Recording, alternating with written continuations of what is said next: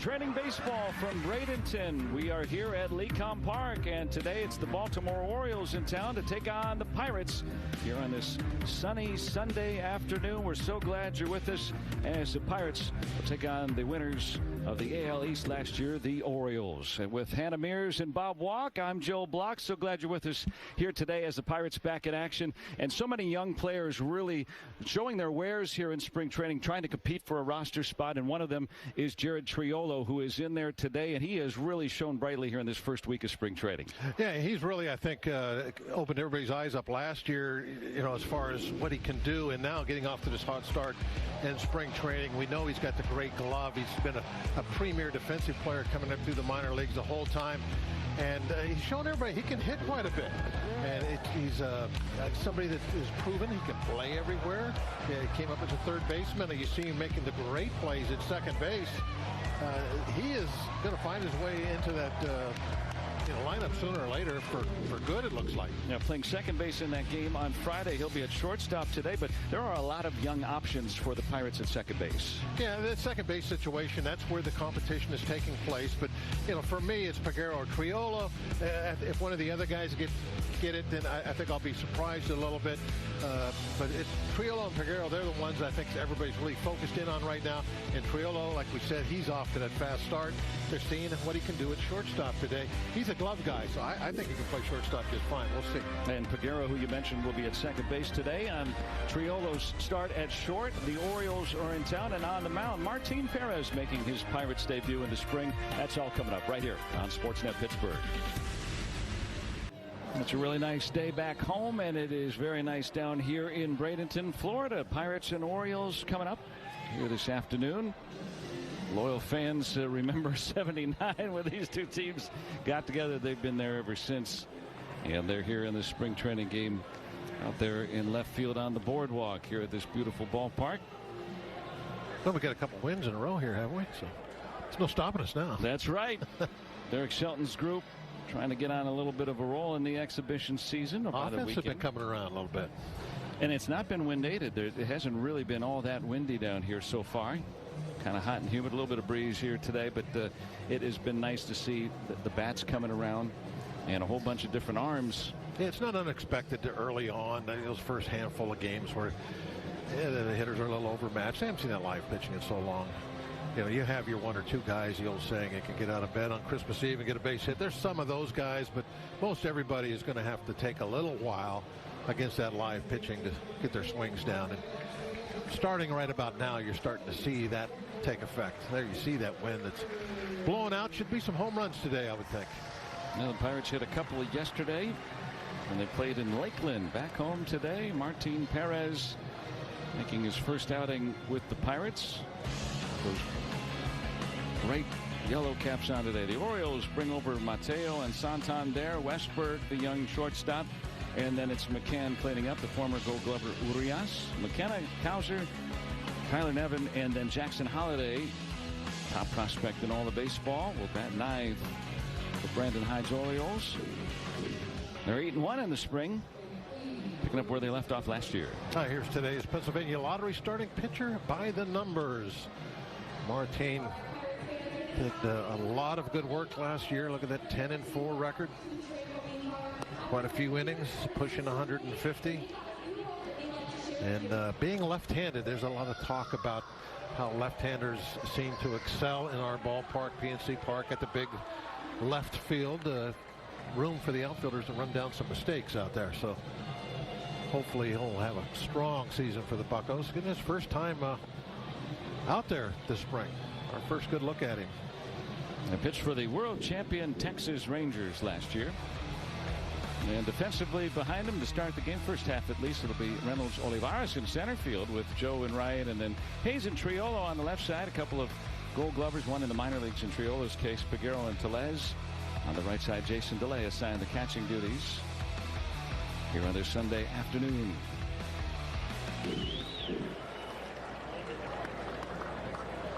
That's Jared. Playing shortstop. He has not played shortstop in the major leagues in his brief career so far, but plenty of experience in the minors and then coming up through amateur baseball.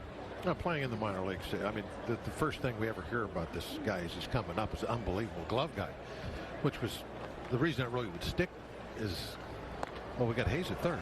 He's the best glove in the league, so it was kind of weird to get those two great glove guys playing the same position. So I'm sure he can handle shortstop with no problem. Well, we'll get the duties there today with Perez on the mound. One of two Texas Rangers the Pirates plucked from Texas. They're going to get Aroldis Chapman out there, scheduled to pitch today as well. Guy that changes speeds. Yeah, off-speed pitch down out in front. First guy you see, you strike him out. That's a nice start.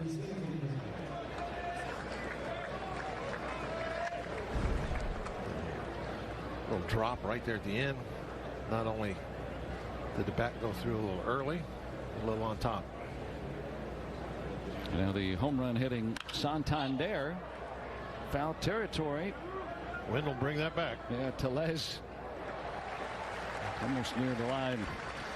Two quick outs for Perez. Now you don't have the high stands here, so this is not like a traditional stadium, so the wind is like you're playing out on the prairie or something. The wind really has an effect on the baseball, so if it goes up over the stands and the wind's blowing out, you got to be ready. It's always going to move back toward fair territory. If it looks like it's 10 rows deep, no, it's going to come back. And you have the spin of the baseball, of course, which is the aerodynamic forces, or as it falls, are bringing it back toward the field all the time, no matter which way the wind's blowing. We'll get our Sunday science lesson, as we always do. It's not Sunday. Yeah, it is. Here it is. 2 strikes on Westberg. Now, Perez is a guy that's not going to overpower you with that fastball, not going to light up the radar guns, but he's had a lot of success throughout his career. Doesn't have to be a hard thrower. Last year, he's a pitcher. He can pitch. Yeah, he's been doing it a long time. Going to be coming into his 13th big league season. Not to be redundant, but I've said this forever and ever. Pitching is just messing up the hitter's timing. That's all it is. That's what pitching is. And he's already his first handful of pitches he's thrown here in spring training. It shows you how he can do that. A big fastball helps you at times in messing up the hitter's timing, but it's not necessary. Now found his way to the All-Star game a couple of years ago with Texas. ERA under 3 for the season. Keeps the ball in the ballpark. Tough to square up. That's all you need.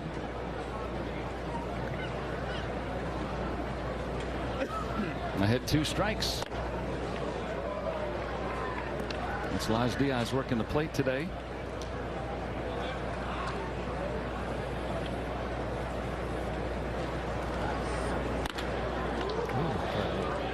Quick pitch.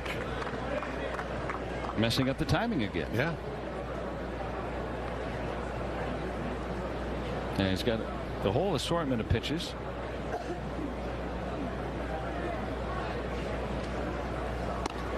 And gets the strike call that time. A couple of strikeouts for Perez in his first inning as a Pirate. And now the Bucks coming to bat. Now the Pirates coming to bat here in the first inning from Bradenton. Nice hitting for Martin Perez on the mound, and now the Bucks at the bat with Criollo leading it off. Reynolds and then Key Brian Hayes. Rowdy Tellez will clean up.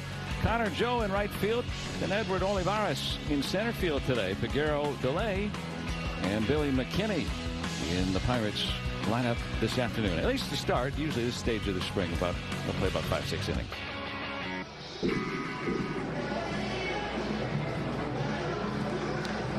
And that's for the Birds. See, those are decent numbers right there. ERA in good shapes, winning record. Rookie season for Grayson Rodriguez last year. 24-year-old from Texas. Probably what realistically you're always pleased with a rookie pitcher. Not world-beating numbers, but he went out there and kept you in games, gave you a chance to win. And then you build on that. They're probably looking for a little bit of a step forward now this year. Getting a little older, a little wiser. Yeah, rough start for Rodriguez last year, but finished An ERA around 2.5 his last 13 starts combined. So this is a tough customer, even in his 2 or 3 innings or whatever he works today. Good test for the Bucks bats. Triolo's been swinging a hot one in the spring. Let's see him run. And Urias, who's won a Gold Glove, throws out Triolo. That was close. That's one of those, as you're watching it unfold, you're seeing him run down the line, and you're like, he's going to beat that. He's going to beat that. And then right at the end, no, he didn't. I thought when it took that extra little hop right there, I'm like, okay, now he's got him. So close.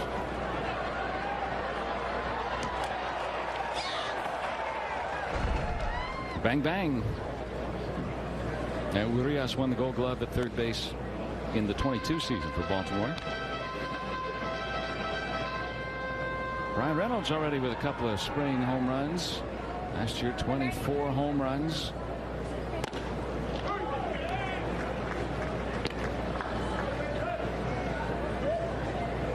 Pirates and Orioles see each other a lot. They're separated by about a half-an-hour drive in the spring.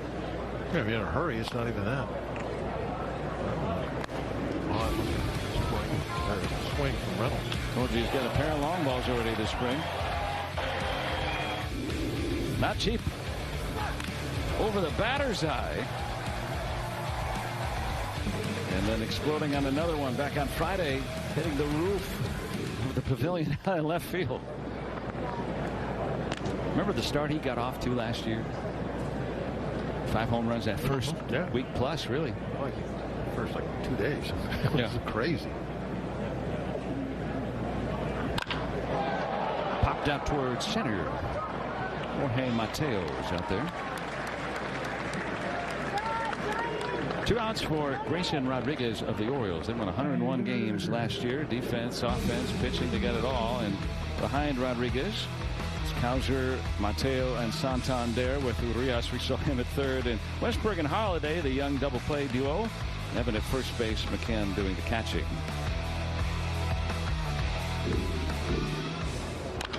Talking about defense. Glove winner of the Pirates, Keith Ryan Hayes. I'm like thinking about the offense here a little bit. The way he finished off last season, what can he do this year from the power point of view? He picked up right where he left off so far in spring training. Well, he really flipped a switch toward the end of last year and just started driving the heck out of the baseball. Lines one sharply to left. If everybody stays healthy, if we can have one of those seasons where relatively everybody stays healthy, I'm curious to see what this offense can do, what kind of numbers it can put up. I know that you and John Wayner were talking about that earlier. There could be some long balls on this team. Yeah, Rock opened my eyes to that, about how really at each position there's somebody that either has, like Tellez has hit 35 a couple of years ago.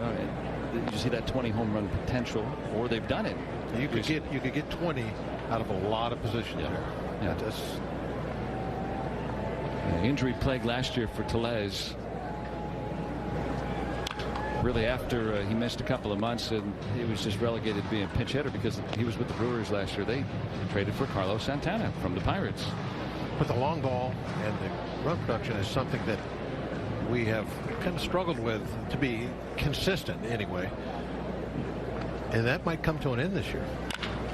That's blasted to right. Hit so sharply, Hayes stops at second.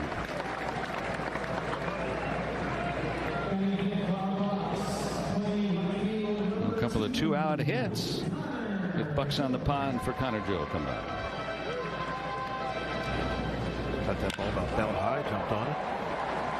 Tellez really hits the right hand pitching very well.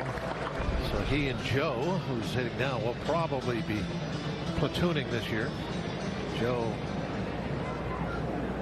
he really likes hitting lefties. Yeah. Right now he'll try and knock in a run off a right-hander. Ahead of that curveball, trying to steal his strike. Connor Joe was on it. Yeah, 820 OPS against lefties last year. Rossi at 760. Now, on paper, this looks like it could be an extremely productive platoon situation at first. Joe and Tellez. Connor Joe has played all over. You know, you put those stats together, it's kind of like you think, okay, this is the first baseman, so this is going to be one guy, and we can call him Joe Tellez. That's grounded. There we go. There we go. Score that run. Off of Holliday's glove. Here comes Ke'Bryan Hayes, and the Pirates score first. All coming with 2 outs. Just a ground ball to Hopper, but very well placed. And once you got the deflection too off the glove, now it's routine. Hayes is going to just jog home. Ramping up off that mound. Hayes looking over his shoulder. Pushed the clutch in, just cruised over home plate. So 3 straight 2-out hits for the Pirates. Edward Olivares. Another one of those guys capable of some long balls. Came over in a trade with the Royals. I mean, he would have, if he were with the Pirates last year, he would have been one of their leading hitters in terms of OPS, slugging. He could really factor in.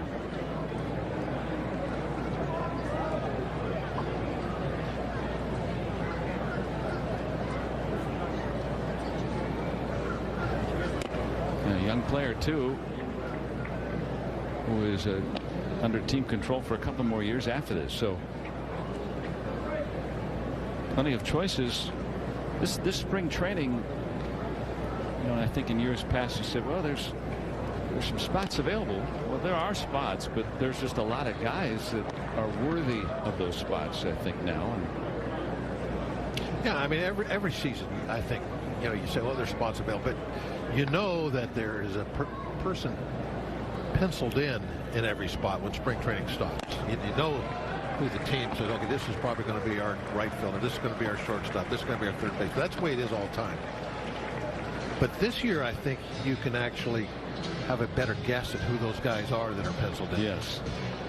Yeah, in fact, some of them are written in Sharpie. Yeah, well, yeah, some of them are in Sharpie. You know what I mean? It's like, it's every season you start, it's like, okay, there's competition here, there's competition there.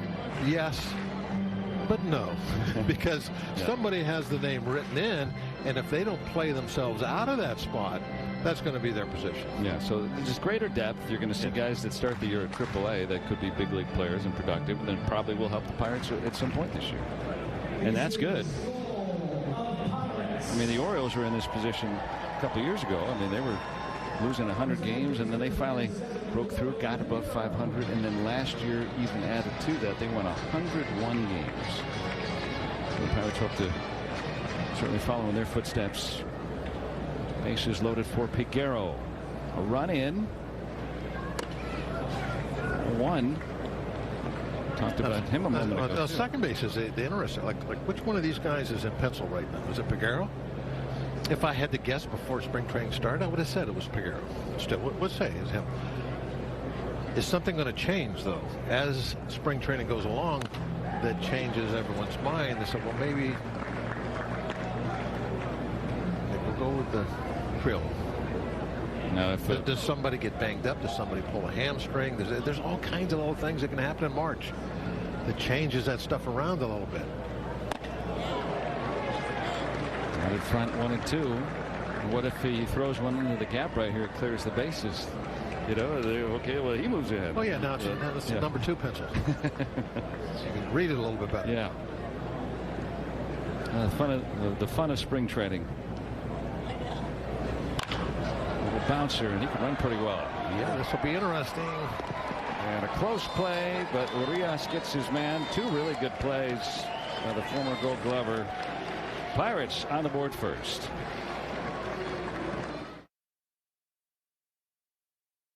The 70s, the Pirates and the Orioles in the World Series back in 1971. The first time that the Pirates beat the Orioles in the World Series, there was a young catcher definitely enjoyed that experience, I would take it, right? Milt May is joining us here in the booth. Milt, thanks for coming on. It's great to see you.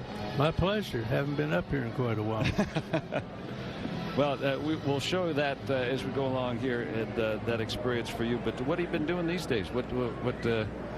What's life doing for you right now? Well, I've actually been retired from baseball the last 4 years. I was actually with the Baltimore Orioles down here in Sarasota for 10 years and retired in 2019. So since then, I've been keeping track on TV and radio and basically doing what my wife tells me to do. Well, we knew you were smart. Now we know part of the reason why. And of course, you guys were together for many years with the Pirates. Yeah, but mainly as a coach. Although my first Pirate game I ever pitched, Milton was in the bullpen catching me. He hadn't retired yet. He was still playing there at that time. Was that '84? Yeah, that was the last year. But you know, Joe brought up the '71 and stuff. That was pretty early in your career. You're tasting World Series stuff. How did that make you feel as a younger player, having that kind of going and playing in the World Series that early? Did it change anything for you? I was called up in 1970 in September call up, and made the club in '71. And to have a year like that where you go all the way, win the division, the playoffs, and then play in the World Series. I was like 21 years old. I just turned 21 years old before the World Series. And I thought at that time, boy, this is pretty cool. This is the way it's going to be every year. Yeah. And you find out after a while that's you don't realize how tough it is to get there. And as a young player, you're just riding. We had an exceptional team, and you're just riding the wave, so to speak, helping out a little when you can. But I found out. I think it was 26 years later we got to another one, or I got to another one. So you find out after a while, boy, you appreciated it more as time went on, even though it was probably the highlight of my career, obviously being in that World Series as a player. What a heads-up play by Key Brian Hayes there. Yeah, Milt May in the booth with us, and you talked about 26 years later. Of course, you were a coach under Jim Leland, new Hall of Famer, all those years. But when he was a coach, Walkie, what was Milt May's influence on you? I know he was on the other side of the thing with hitting, but Milt, I tell everybody this all the time, that I probably learned this, and I'm not talking about mechanics or anything like that, but as far as the art of pitching, I don't know if you remember this or not. I would go in the batting cage and sit off to the side and watch you guys do like soft toss and hitting off the tee and things, and you would talk about the depth of the strike zone, like it's not a two-dimensional like a pane of glass, that it had depth. And something clicked in my mind about messing up timing, and just listening to you coach the hitters I thought was tremendous if you were a pitcher and you wanted to understand what messes those hitters up. You remember? Absolutely. That's why if you ask any of these pretty good hitters, the one thing they'll watch a pitcher that they haven't seen before throw their warm-up pitches. As soon as that guy throws a changeup, they look around. What was that? What kind of changeup is that? Because that's the pitch that helps get you off the fastball. And as a hitter, the last thing you recognize is the speed of the pitch. You see the ball, you see the spin, you see the general location, but not until that ball is probably 10 feet in front of home plate are you able to recognize, wow, this is a softer pitch. So we got to get in that commercial, Milt. I'm sorry to cut you off. We'll be right back. Absolutely. Does it get any better than this? Back with Milt May.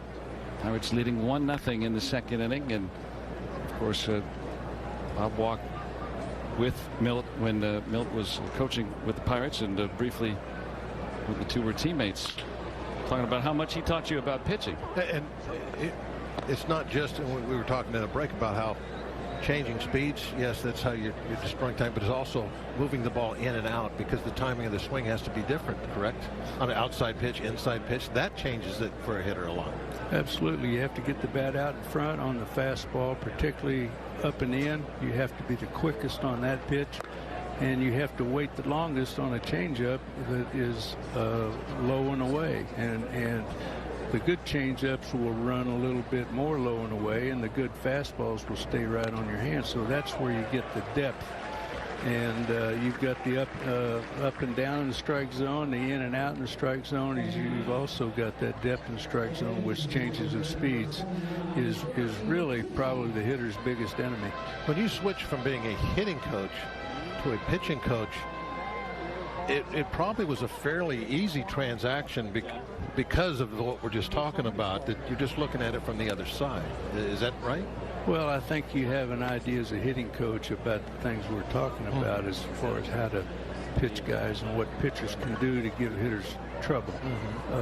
The only part missing would be more of the mechanics thing, of the fine-tuning of the mechanics, which it doesn't prepare you for that, but it does help you pitch the hitters. What's weird about that, though, the swing and the throwing motion are very similar also. That the hip rotation, the timing of the shoulders coming through, it's very close to both positions. Obviously, a lot of similarities, but I always enjoyed that part of the game of figuring out how a pitcher with, you've got these three pitches, for example, that you can throw two of them over very well.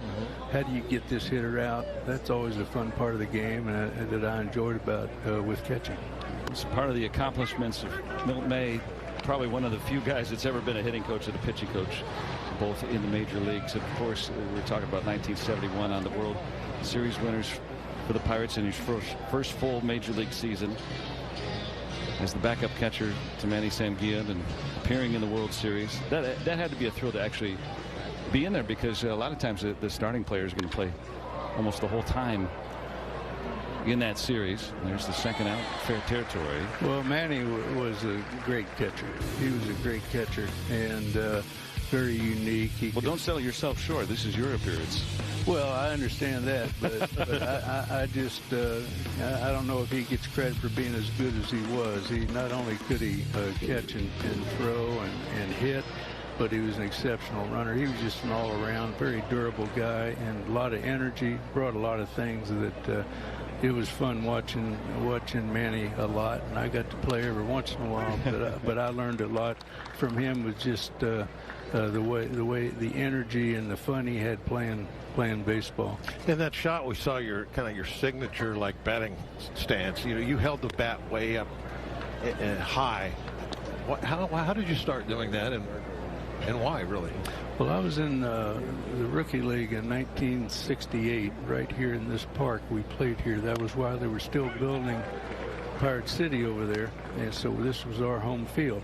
And it was the first year the Pirates had moved up here from Fort Myers. And during that year, Carl Yastrzemski had a Triple Crown type season, and at that point he held his bat real high. And I didn't do that. I always had it close to my shoulder, because I was 17 years old here. Didn't have the power that I wanted. Of course, he was hitting 40-some home runs, and I tended to be under the ball and popped a lot of balls up and fouled off a lot of good pitches to hit. So I watched him, and so I tried that, and it helped me get on top of the fastball. And it really helped me, I think, be more aggressive. Helped me keep my hands. Did a lot of good things for me. I adjusted that as the years went on a little bit, but as a young guy, that helped me. And it was basically watching Carl Yastrzemski. Yeah, I almost brought up his name, because I mean, that's who you hit like, and sure enough, yeah, that's who you hit like. Yeah, he did it for a short period of time and then adjusted it down a little bit. But that particular a great year he had, and if I'm not mistaken, I think he won the Triple Crown. And yes, he did. Well, Milt, thanks again for joining us. It was really cool to hear the stories. I enjoyed it, and what a nice view, and what a job they've done here at this ballpark. Incredible, isn't it? It's absolutely incredible. Big change from '68 here in the Rookie League. More from Lecom Park after this. 1-0. The Pirates have the lead. Connor Joe with an RBI hit in the first inning. Thanks again to Milt May. What a pleasure. What a treat to be able to visit with him.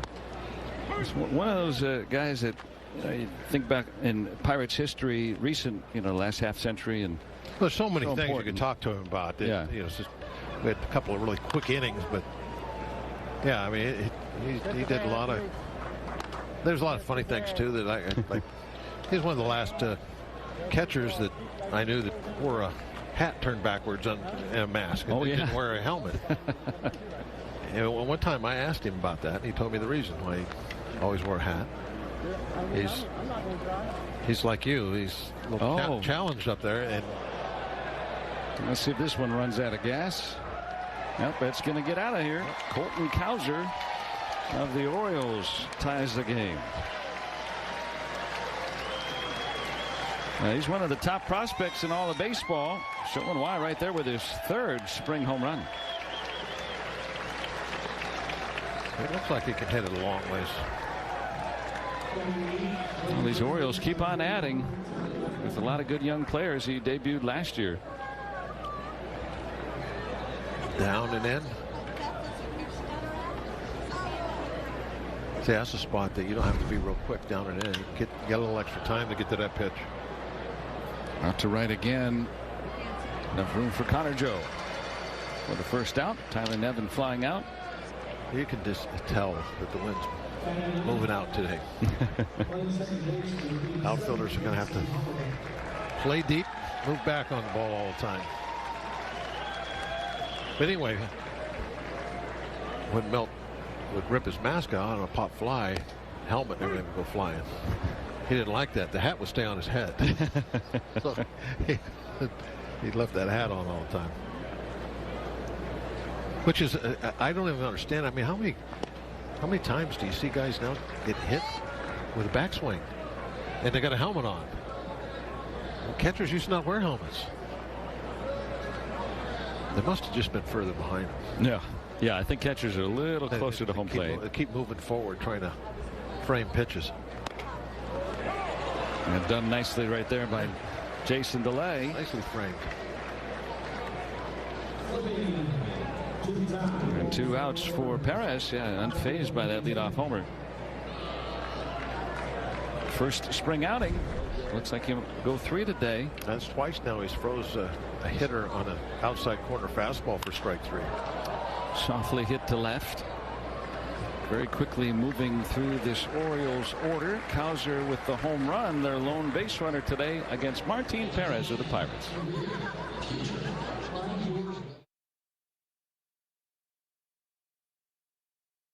Spring Training Baseball is presented by Cohen Markets, where you save on fuel, food, and more every day. Anna Maria Island, not too far from here. It's right up the road here in beautiful Bradenton, Florida. Our spring training home for more than a half century now. Great place to visit if you've never been.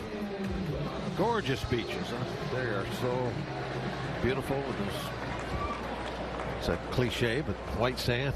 Yeah, I mean, it's great. Beautiful, beautiful place to come for a little bit in the spring. Or live here, I guess. Yeah, as some have. Yeah. A lot of Pirates come here and then Milt?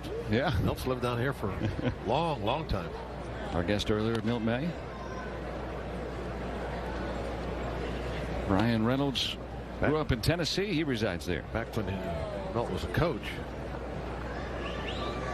some of the pitchers, myself included, we'd get out a little early. Pitchers, you're not pitching that day normally. You're back then. I don't know what they do now. Back then, by 11 o'clock, you're done. Day's over. You're going home.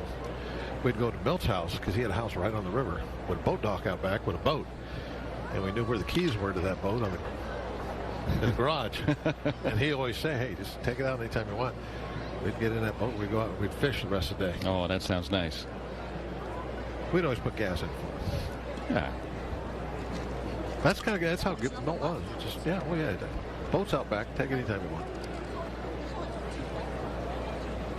Good man. It was nice to have a visit with him. And I'm dead serious at that. I learned so much about the art of pitching, listening to him talk about talk to the hitters in the batting cage. I'm trying to figure out the antidote. Aroldis Chapman. So they'll go from a one world champion Ranger to the next. Both signing free agent deals with the Pirates. Perez and then Chapman.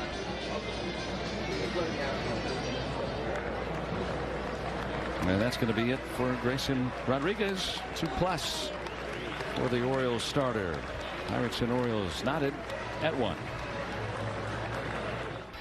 Let's take a look at our Toyota driving force of the game. Martin Perez getting the start. A strong one for the Pirates. Yes, it was. It really, to me, he looked like it's July. The way he was hitting the spots, changing speeds, doing a lot. What Milt and I were talking about, messing up the timing of the hitters. And that's exactly how you pitch right there. Changing of the speeds and moving the location in and out. Froze some guys on outside fastballs. Perfect job. Looked great. Got just 31 pitches through 3 innings, allowed 1 base runner. That was the home run by Cowser, counting for the Orioles run. Yeah, that was probably a pitch that he maybe missed on his location. I'd have to go back and look, see what the target was, but he probably wanted to go outside with that, not down there. But hey, it's March. First outing of the spring. Yeah, looked real good. So has Hayes in the field and at the plate. Rocketed a single first time around. Facing Brian Baker on in relief.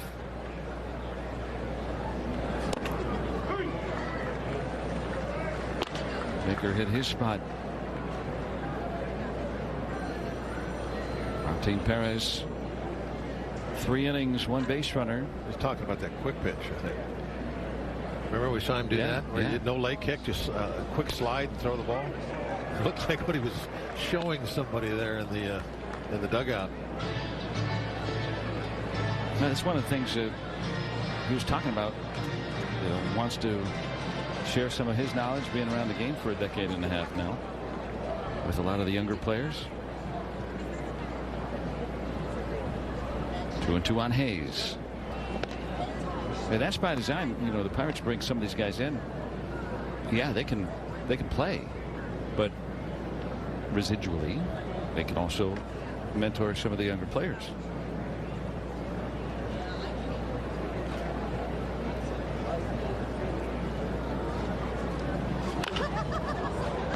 Skied into right. Going to get out to Santander. Looked like Reynolds was going to run. Took a little jump out there and stopped.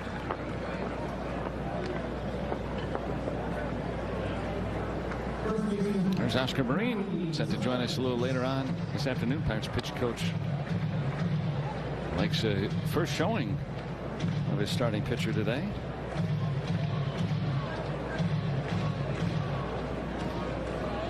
Just as advertised.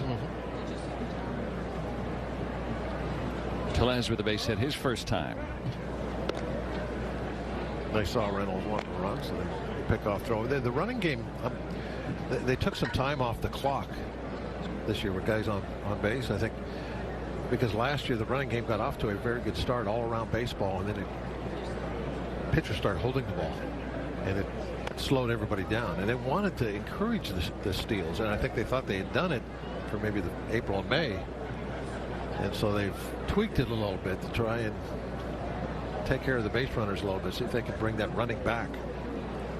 So if a pitcher holds on to the baseball for a few extra seconds, how does that affect the base runner then? Well, the base runner, because the pitcher doesn't have to hold on. He can come set and go home. So you got to get out there and get ready as soon as he goes in the set position. But now what if he stands there in the set position for the next 6-7 seconds?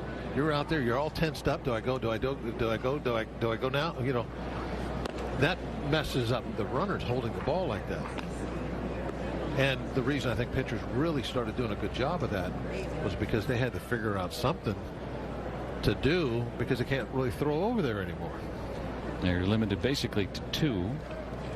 So the unintended consequence was that the pitchers actually did a better job of holding the runners on when you took away the pickoff throws from them. Yeah, the success rate last year was an all-time highest in baseball, but how often they ran dove as the season went on. Right. Sure. But unless you're a left-handed pitcher or a right-hander with just a great move, pickoff throws are just a crutch. You're not, if you can't pick anybody off within the pickoff throw for trying to stop somebody from steal is useless. They're laughing at you, and you know they know you're not going to pick them off. So now they take that pickoff throws away from you, and you have to concentrate on other things, like varying your speeds home. Go real quick, hold it for 5 or 6 seconds, all that kind of thing. Try and mess them up over there at first base. Try and mess with their leads and their breaks. Connor Joe facing Baker, and Joe drove in the Pirates run back in the first inning, batting with 2 on here. Yeah, the Pirates, remember, they were running at will early in the season when they attempted 2 or more steals in a game. They were 29-16 last year. They won almost 2/3 of those games. And a lot of those numbers are from the first, 6 weeks or so of the season. And they were, it looked like you were watching the old Cardinals from the 80s or something. They were just running at will out there on the base path. A lot of success, but yeah, as baseball changed, so did the Pirates. They stopped running as often. Yeah, the pitchers all made some adjustments. That was that.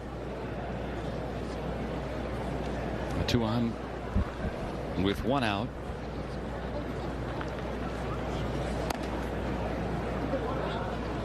Just missing. And so a hitter's count for Connor Joe in his second year with the Pirates.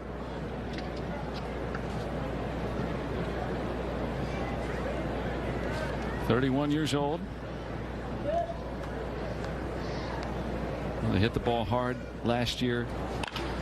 And again smacking one to second, this time within the reach of Holliday.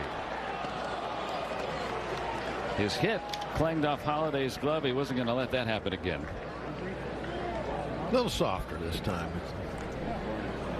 Able to move over there and make that play.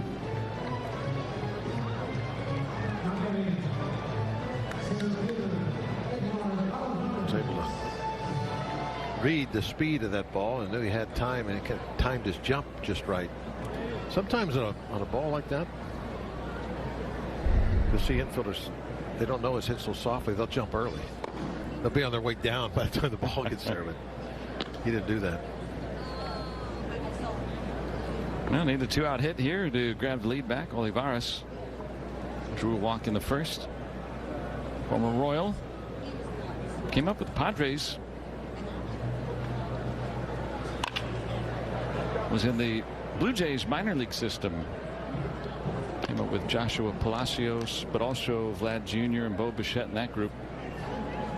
That was a pretty talented Lansing Lugnuts team years ago. I mean, so many big league players in the low A ball team. And notable players. Hard hit, one hopper. And Westberg makes the play. Couple of walks, but they're left on for the Pirates. 1-1 game through 3.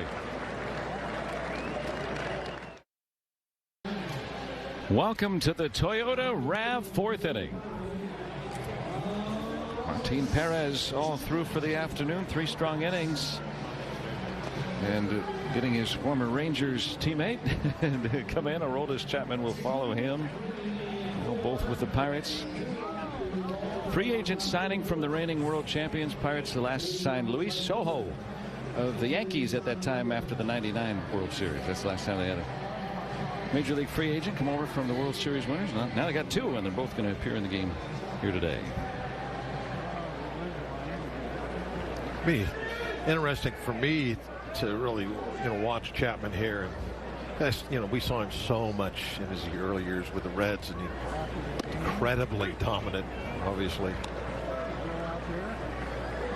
To see exactly what he does now compared to those days. They just turned 36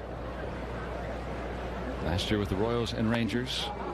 Those early years, looking at his numbers, you come in, you look at the stat sheet, and you say it's like an older kid playing in the Little League, or something. He was amazing how dominant he was. Well, he just showed. Well, even last year, I mean, opponents only hit 175 against him, and Santander could not hold up his swing. That's how much he fooled you. He never really did that sort of thing that much back then. It was all power game. It's just incredible fastball. Here, it pulls the string. There we are. The timing thing again. way out in front, destroying the timing.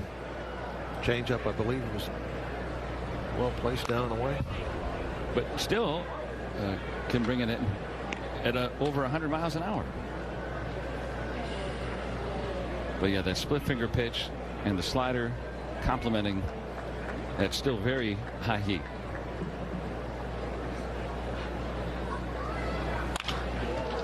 Right to short. Triolo with the second out. He still looks like he's early 20s. Now you think about the luxury of having him, David Bednar, who, by the way, was a senior in high school when Chapman was playing for the Reds.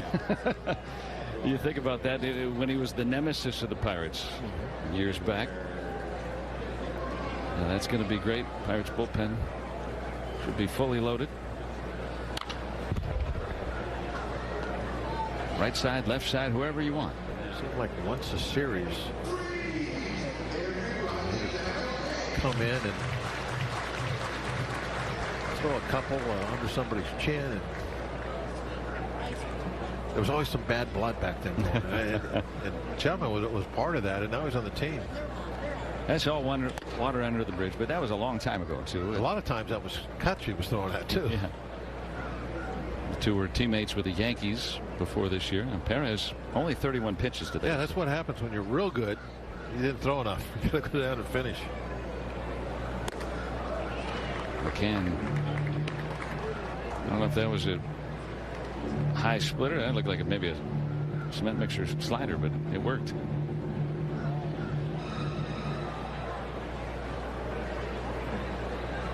Chapman trying for a quick afternoon. 100 from the 36-year-old.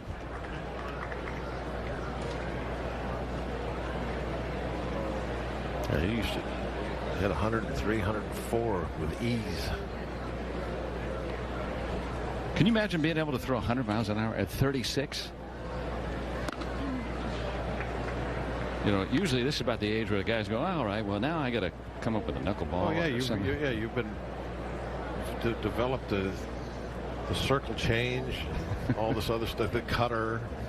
Now he has a few other offerings, but he still has premier heat. Yeah, he's got the velocity. In that inning, kind of looked like he was just working on his other offerings.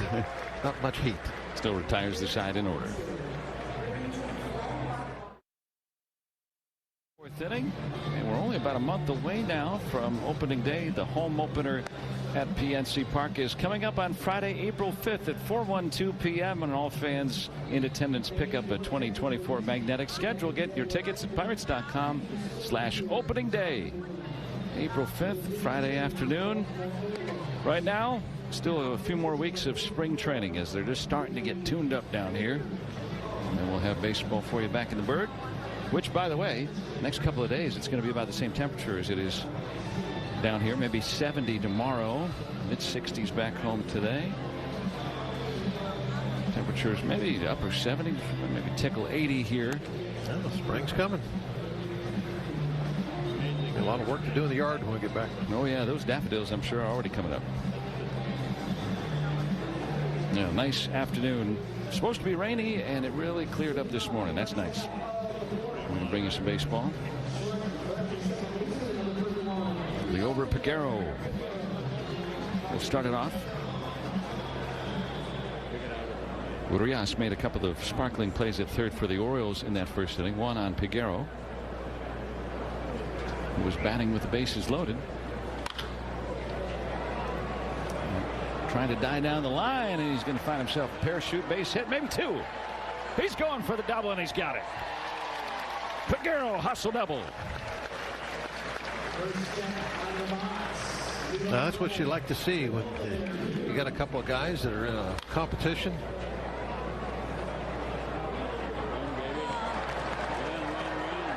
I mean, this is a single, but Peguero is as soon as he hit it, and he's reading everything going on, he's going, well, I'm going to be at second on this. So he ran pretty hard right out of the box. He did look like he tried to grab the next gear going around first. He knew he had to hurry. But it's not necessarily, when you're looking at these true competitions. I think this is about as true a competition as we got out of second base. You can look at the stat sheet all the time. Okay, this guy got this many hits and that. But it's also the other little things that you're seeing with your eyeballs. If you're the coaches and the manager, that during games, they're like, wow, that he's capable of that sort of decision making, that sort of athleticism. Yeah, no one's telling him to do that. He's reading that Santander's taking his time out there, and so he thinks he's got it. And he does. Yeah, he probably made that decision about halfway to first base. And that changes the complexion of the inning. No double play opportunity. Delay hits it to the right side. He can set up a chance to get that go-ahead run off Coulomb.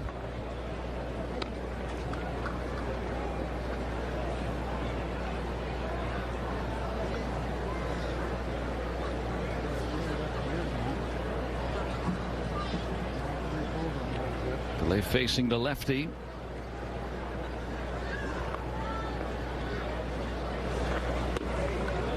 Now 2-2. A pretty good pitch to hold off of. And that curveball had to look like a strike, out of the hand and almost all the way to the very last moment. But Delay able to say no to it. And that was with 2 strikes on it. Makes it even more impressive. A lot of breaking stuff from Coulomb. You're much more likely to swing at a borderline pitch when you have 2 strikes. You're trying to protect. You don't want to be called out. So you're like, okay, yeah, I better offer at that. Better offer at that, just in case. Now, if it's a 2-0, no, you're not swinging at that. But 0-2, 1-2, yeah, probably going to swing. Hard grounder, but pulled. And that's the first down. Let's check in with Hannah. Joe, something that's been really fun to watch during spring training has been the ways that the veterans are interacting with the young guys in the clubhouse. Billy McKinney told me the other day that he was shocked to see that some of these young prospects were born in the 2000s, specifically Termarr Johnson. McKinney said that when he got drafted in 2013, Termarr Johnson was only 9 years old.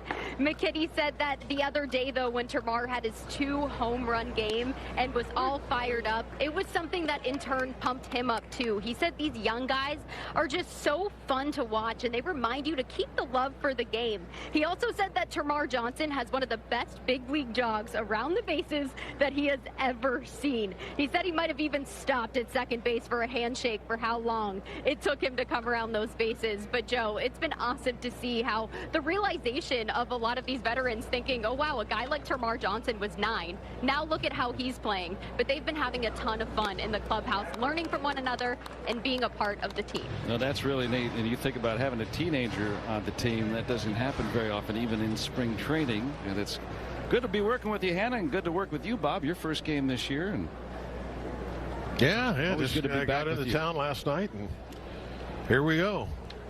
A lot of fun, enjoying the heck out of it. And McKinney offs it to left for the second out. You think about Johnson, too. Well, yeah. Hannah reminded me of the rule change, too. They got, if you take too long on the home run jogging around this year, it's strike 1 on the next hitter as soon as he steps in. So another one of those speed-up rules that you got to be aware of when you're running those bases after going deep. But no, just kidding. I agree. I think it's great to see the young guys getting their opportunities, and when they do well, you could just tell how much they enjoy it, how much fun it is. They're living out their dream. They know they're getting close to being in the major leagues. They know it's going to happen at some point, and this is their really first taste for most of them here in spring training. There's Termarr Johnson, scheduled to play later in the game today. Been one of the most consistent performers for the Pirates in the first week and a half of spring training. I'm talking with him too.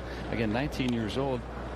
Does he remind you of anybody else that's come up? I mean, it's very rare to see.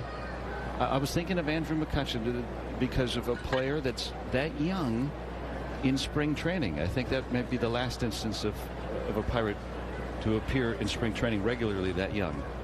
Yeah, there's definitely something about that. Jose Guillen was one that was real young. In fact, I think he actually played for us. Yes. and during the regular season. Leadoff double left on for the Pirates.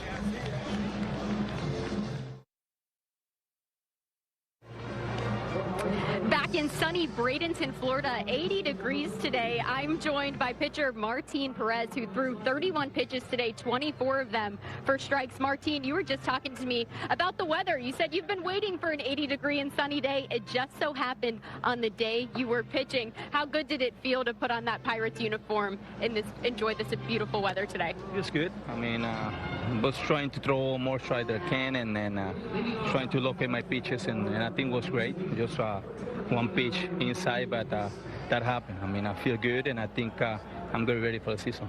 Yeah, only 31 pitches out there. It was up and down pretty quick. You came back to the bullpen to throw a little bit more. Why did you feel like you needed your arm to go a couple more today? But, they told me that I had to go 3 innings or 45 pitches, so they asked me what I want to do, and I told them I want to finish in the bullpen to work a little bit on my cutter, and we just came here and trying to locate that pitch, and but you know, everything was good. I feel great. My arm is reacting really good, so I just move on.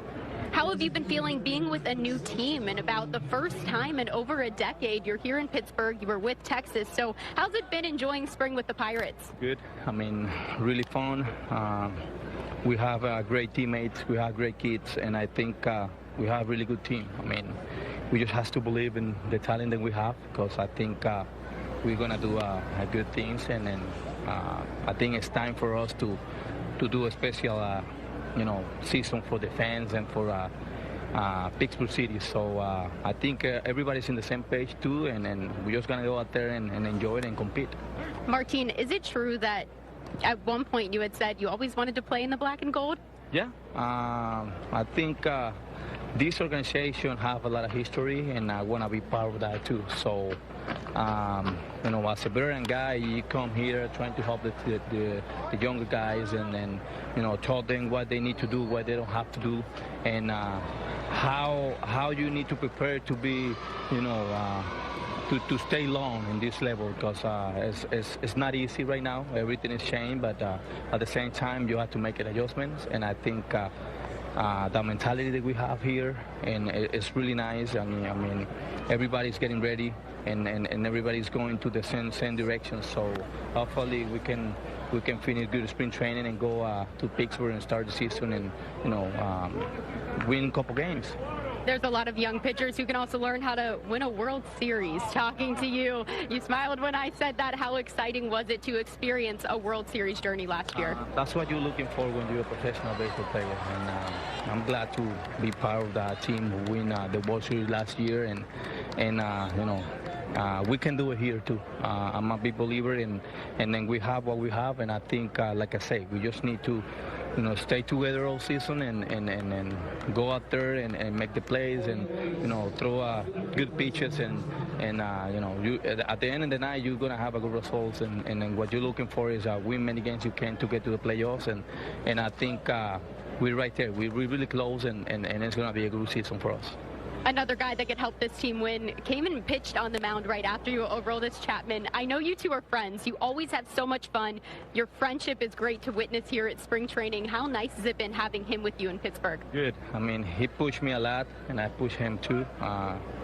We just come here with a goal, and our goal is bring this team to the playoff, and I mean, we're just trying to set everybody the mentality. I mean, our mentality is to go out there and win, and that's what we're trying to tell these guys, and thing they have to do to get ready for the game, and I think we're doing good, because they paying attention, they come early to the field, they do all the work, and then we go out there, play catch, we do all the plays and stuff in the play and in the field. I'm sorry, and I think we've been doing good. I mean, the most important thing is we're having fun, and like I say, everybody know what they need to do to get the point where we're gonna be, and like I say, we're close. I mean, it's right there, and as soon we get it, we get that timing back. We're not gonna leave it. Hey, Martin, I also have to offer my congratulations to you and your wife, expecting twins. Did you plan to see that one pop up on the sonogram? Yeah, I mean, we're not expecting to. but that's a big bless for us. I mean, and I'm a family guy, and I think it's great to have 2 kids now, and at this time of my career is really nice because I'm gonna have a big family. So I just want to enjoy those kids, and then trying to see. I'm gonna see they growing up, and then if they're gonna play baseball, good. If they're gonna play baseball, they can do any sport they want. But I'm happy to have those kids. Absolutely. You ready for a 4-kid household? Yeah. I mean, it's not gonna be easy, but I mean, I think nothing is impossible, and I think I'm gonna be a good dad. Absolutely. I think you will be too. I think you'll be a great addition to Pittsburgh as well. It's been great to get to know you, Martin. We're looking forward to seeing more of you here in Pittsburgh. How about that, Joe? He's expecting twins on the way as well. Well, that'll be fun. It'll keep him busy if he's not busy enough pitching for the Pirates every 5th day. And congratulations to him. And thanks, Hannah. That's a base hit for Nevin. As the Orioles facing Carmen Mlodzinski following Perez and Chapman toward the sure-handed key Brian Hayes, taking care of that, and so the Orioles will leave on 2 here in this top of the 5th inning. Got a good one. Knotted up at 1.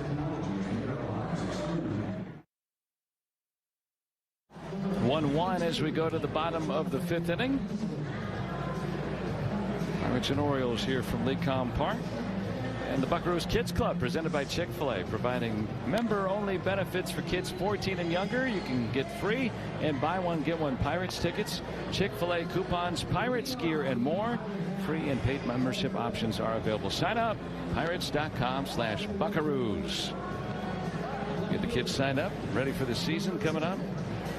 April 5th is when the Pirates begin the home slate.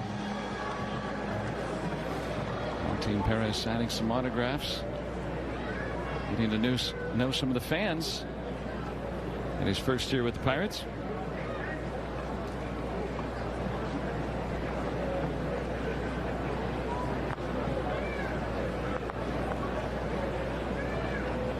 Jonathan Heasley, the newest Orioles pitcher,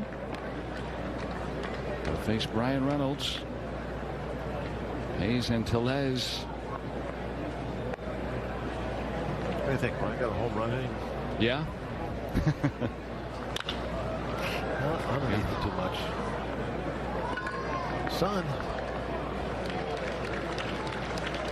Reflecting off those construction cone orange uniforms. Sun and wind always a big factor here. Every time the ball's hit in the air, what looks like it's just routine is not.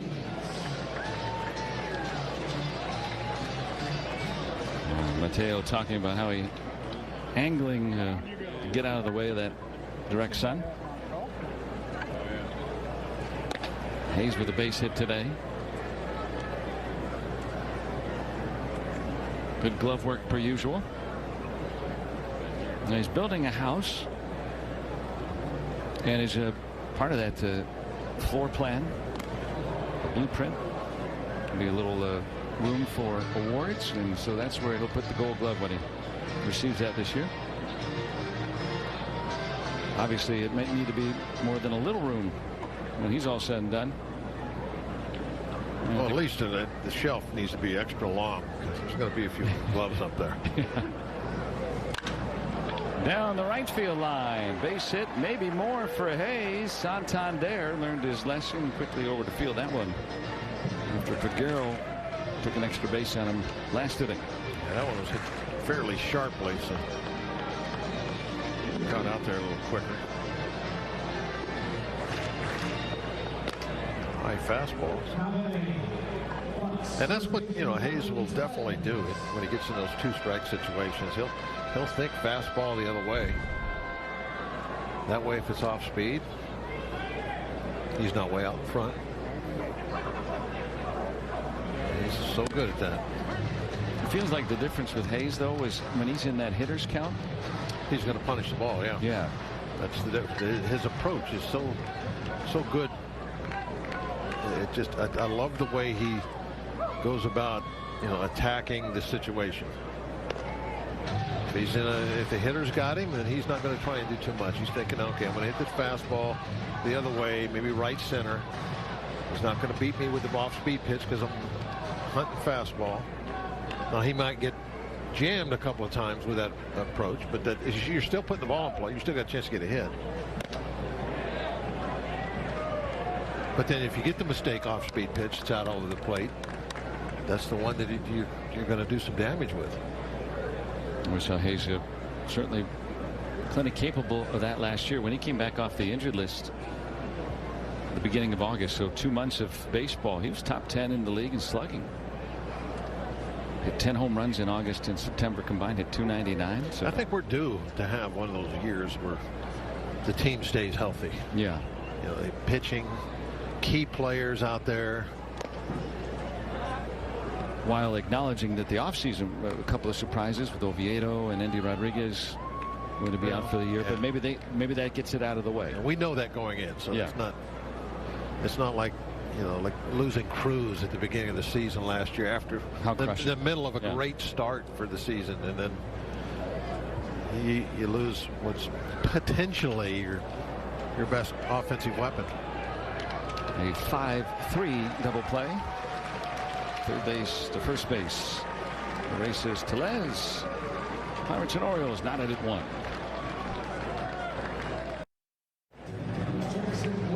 Back in Bradenton, Florida, all tied up here in the top of the 6th, and a new guy on the mound. That's Ryan Borucki. And a big story around the clubhouse this spring is about Ryan Borucki's hairless cat named Dobby. Borucki originally said that his wife wanted the cat, but he's admittedly become quite obsessed. Check that glove out. He went as far as getting Dobby's face customized onto a Rawlings glove to use during training and was very excited to show it off this spring. He said he wouldn't use it in a game, but joked, hey, if the umpire's a cat lover, maybe he'd approve. This is a picture of Dobby, the hairless cat, right here. Sometimes he has to have a sweater on beside the fire, but Borucki also even caved. Get this.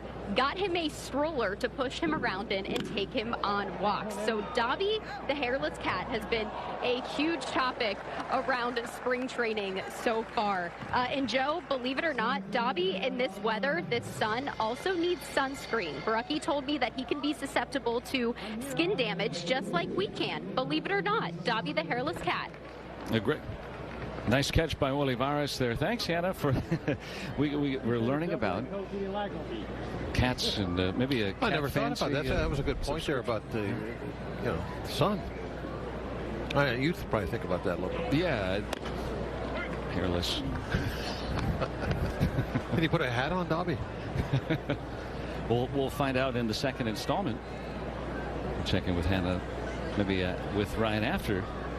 Tell us more about your cat. I like that.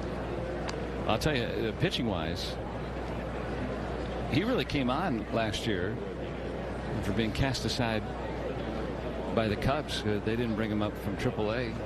Pirates decided to take a look at him, and boy, as many wins as walks for the Pirates last year. 4. That's a good ratio. The bullpen could be so strong this year. You know, I'm just dying to tell you this fact about wins and walks, right? Okay, it's been 100 years since a Pirate had as many wins as walks. Babe Adams. There you go. So Ryan Borucki. Now, Babe Adams had a cat as well. It was a tabby cat. I don't know about Babe Adams' cat. No, you don't need to add that in. Just let it lay there. He finished with 16 scoreless innings in a row, did Borucki, and he's going to have another one right here. Wow, how easy was this inning? Jackson Glenn making the play. 1, 2, 3. Quick afternoon. Has 9 lives. 1-1 is the score. Bottom of the 6th inning coming up from Lecom Park here in Bradenton. Glad you're with us on this Sunday afternoon. Our next spring training broadcast won't be until Friday, when the Twins make the drive up from Fort Myers to take on the Pirates right here at Lecom Park. And be sure to join us at 1 p.m. on Friday right here on Sportsnet Pittsburgh. nothing better than some cotton candy at the ballpark. Sunday afternoon baseball.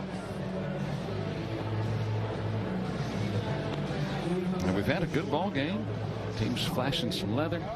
Oh, the weather is just, this is the prototype day for a spring training game. It's gorgeous out. Perfect temperature, a little bit of humidity. Guys are working up a good sweat out there. The wind blowing out is giving all the hitters hope. They're thinking, oh, if I can just get one in the air.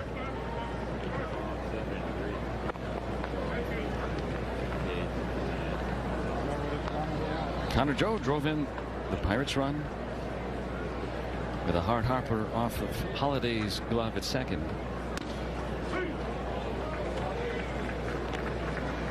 Ryan Watson now on for Baltimore.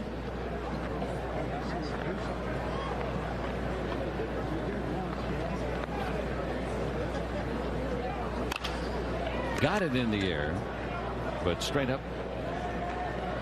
And guess who? Holliday. Oh, guess what? Not Holliday. They've made a change. Well, he's hit it to second base 3 times today, but Connor Norby instead gets Connor Joe this time. Yeah, we're at that part of the game this time of spring training. Everybody is making switches. Termarr Johnson signing autographs. Talking with him this morning about that. Said, you know, we were all kids once. He's still a kid.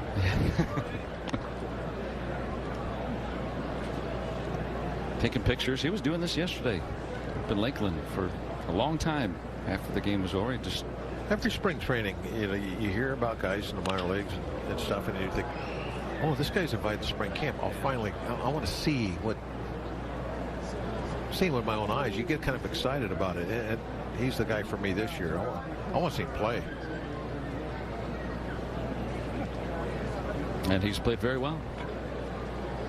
Olivares making that nice play. 2 home runs in 1 game.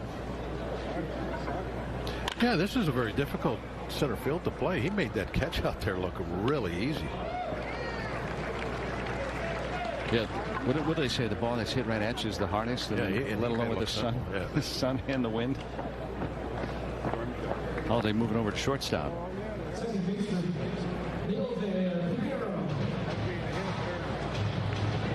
So he's got the 8 for Cal Ripken and 7 for his dad, Matt Holliday.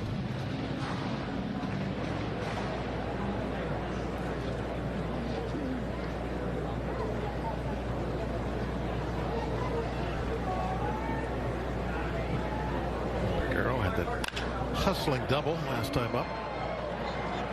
Hanging up there long enough. And Ryan Watson retires his side in the Pirates' 6th.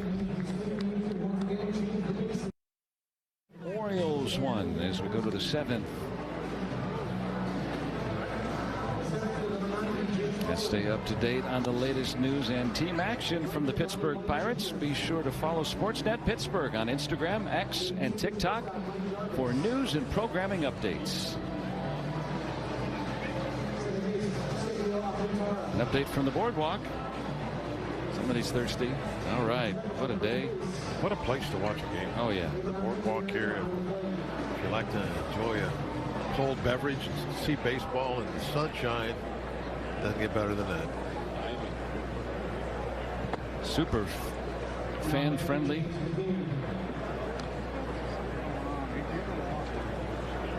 Josh Fleming on to work for the Pirates as the changes coming in here. Guys now working about 6 innings every week. Kind of builds up another inning for the position players.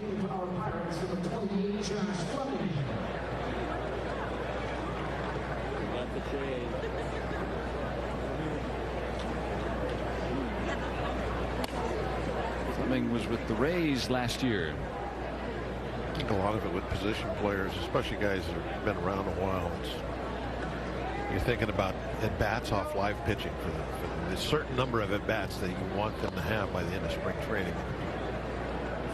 Kind of looking at stuff like that. That's why a lot of the changes, come right after a guy hits one more time. Then he's out of there.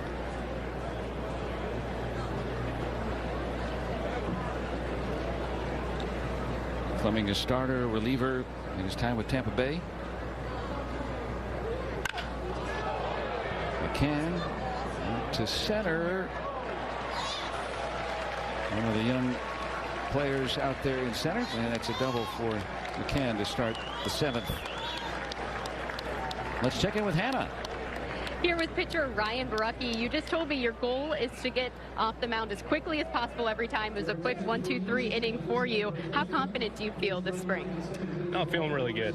Just trying to kind of jumpstart what I did last year, and my first couple bullpens were so-so, but finally feeling like I'm getting back in the groove, getting my timing back down. So it's been good so far. So last year was your first with Pittsburgh. How comfortable do you feel being with this team? No, I love it. From the minute I got here, the guys were nothing but just very welcoming, and it's just an easy clubhouse to come into. And we just have a lot of young talent, and it's going to be a fun year this year. I think we're going to surprise a lot of people, definitely. Derek Shelton had said that you were a huge part of the bullpen last year. You'll be that again this year, but he also said what was good about you is whether he said, hey, you're opening or you're coming in the 8th, you were available. How big is that for your game plan that you are available at multiple different times? I think it's good. Kind of just helps my value. Just I've always been kind of like last year. I was like a Swiss Army knife, just whatever position they want to put me in. And for me, I'm pretty laid back, so I feel like I fit that role. I don't need to like get hyped up to go in the game, because at any point in my career, it's always been like next hitter, and you got like about 5 pitches to get ready. So it's a role I've always been comfortable in. So just hopefully to continue the success with it. You have one of your buddies on the team this year as well. Rowdy Tellez was actually in your wedding. Now he's here in the clubhouse with you. How good has it been to be reunited with him? No, it's been great. Like, obviously, he was a groomsman at my wedding. I've known him. He got drafted in 13. I was drafted in 12, and we came up together, lived together 3-4 years. So he's always been just the very charismatic. He's got a big mouth, and I'll be the one to keep him, tone him down. I know how to tone down Rowdy when he gets a little bit outrageous. But no, he's a great hitter. Obviously, a great baseball player, but even better person. So he's a perfect guy for the clubhouse, and really will help us over that first base and with a lefty bat. He wasn't thrilled to hear me talking about Dobby, the hairless cat, but everybody else was. Fans in Pittsburgh were blowing us up on social media saying we need more Dobby content. They got it today. We featured Dobby on the broadcast today while you were pitching. Can you tell us more about how important Dobby, the hairless cat, is in your life? I mean, he's me and my wife's pride and joy. We don't have kids yet, and we would literally do anything for that cat. He's brought us so much happiness, and I mean, he deserves all the love. He might not be in my eyes, he's the most beautiful cat, but to most people, he's probably not the most beautiful cat. But I'm telling you, once you meet him, his personality, he is unbelievable. And I wish he knew how much we really loved him, because I think he more worries about running around chasing lizards outside than he does like hanging out with us. But he's the best. I think we need to continue with the more love, as much love for Dobby as possible. Well, Pittsburgh fans are going to eat this up. They love Dobby already. We featured him. We just saw him again in his cute little sweater. But speaking of that sweater, how high maintenance is a hairless cat to take care of? You even told me about the sunscreen regimen you have to put on him. Yeah, he's getting a little dark right now. He's been getting too tan, but it's funny. Like when we call it naked and afraid. When he's naked, he's a psychopath. He's running around a million miles a minute, chasing everything that moves, wants to like fight me and my wife. He picks on my wife. But then once you put that like shirt on him, he's very calm, wants to just nap. But just normal baths. We have a stroller for him, so we take him for walks. He just loves being outside, but he has no like outdoor skills like normal cats. He's too trusting, so yeah, he's definitely, we got to keep him inside. So he lives a life, man. He eats and just sleeps and just does whatever he wants. We attend to him. It's Dobby's house. It's not our house. Do you think that he got to watch you today in your outing on the mound? I don't know. He's probably asleep right now, but the best thing is, like, the minute I come home, he's like a dog. He comes home, he, like, greets me at the door, rubs against me, rolls on his back so I can pet him. We always have, like, 10 minutes of him just petting, purring. He's the best. He's the best. I can't ask for a better cat. We love it. We love all of the Dobby content here. I hope we get to meet him at some point on the broadcast. He would be a great guest under here. No, they've been asking a long time to get him into the clubhouse. I'll bring him sooner. When we get to Pittsburgh, I'll bring him to the clubhouse and let him roam around a little bit. But here, he's too, he'll get too crazy around here. I might not see him if I let him loose. So Yeah, well, we'll keep him away from Rowdy. You can bring him over here. We'll show Dobby all the love. Ryan, congratulations on a good spring so far. We're looking forward to what you bring in Pittsburgh, but hopefully more Dobby content to come, Joe. How about that? You guys were asking more about Dobby and the routine it takes to keep him alive and well in the Barucki household. How good do you feel about having a hairless cat in your house, Joe? Well, a lefty that can get guys out and a great cat dad. Well, that's a pretty good combination. It sounds to me that Dobby does have outdoor skills. I mean, he chases lizards, right? Yeah, I guess so. You were watching Naked and Afraid? That's all they do is eat lizards. That's an outdoor skill right there. I think he needs to be out there a little bit more. I think he can take care of himself. I'd like to see that video of Ryan Barucki's cat chasing lizards. And maybe that'll be for Friday when we join you. Pirates take on the Twins here at Lecom Park. Meanwhile, this left-hander, Josh Fleming, comes through with a breaking ball to fan Colton Cowser, who homered today, the only Orioles run. It's an off-speed pitch. It looked like it was down and in, if you remember the home run ball.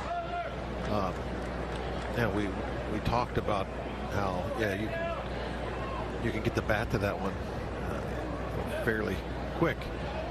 And I think Martin, when he was out there talking to Hannah, he mentioned that pitch was, I got it inside. And we were speculating, was that a mistake pitch? When he said that, I thought, yeah, he wanted that away. And Fleming gets his man. He gets that pitch away. And it was no contest. Strike three. So after the first two reached against him, 2 straight strikeouts. Tyler Nevin. And I guess you can do that with a lefty or a righty. Oh, sure. Yeah. If you've got a right-hander up there, same thing. You're probably doing it with the changeup against the right-hander because you're trying to actually maybe see something that'll bleed away from him a little bit.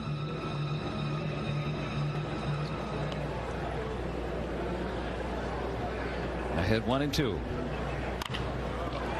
Weak comebacker. Another off-speed pitch down and away. Weak contact. And so it's a scoreless inning for Josh Fleming.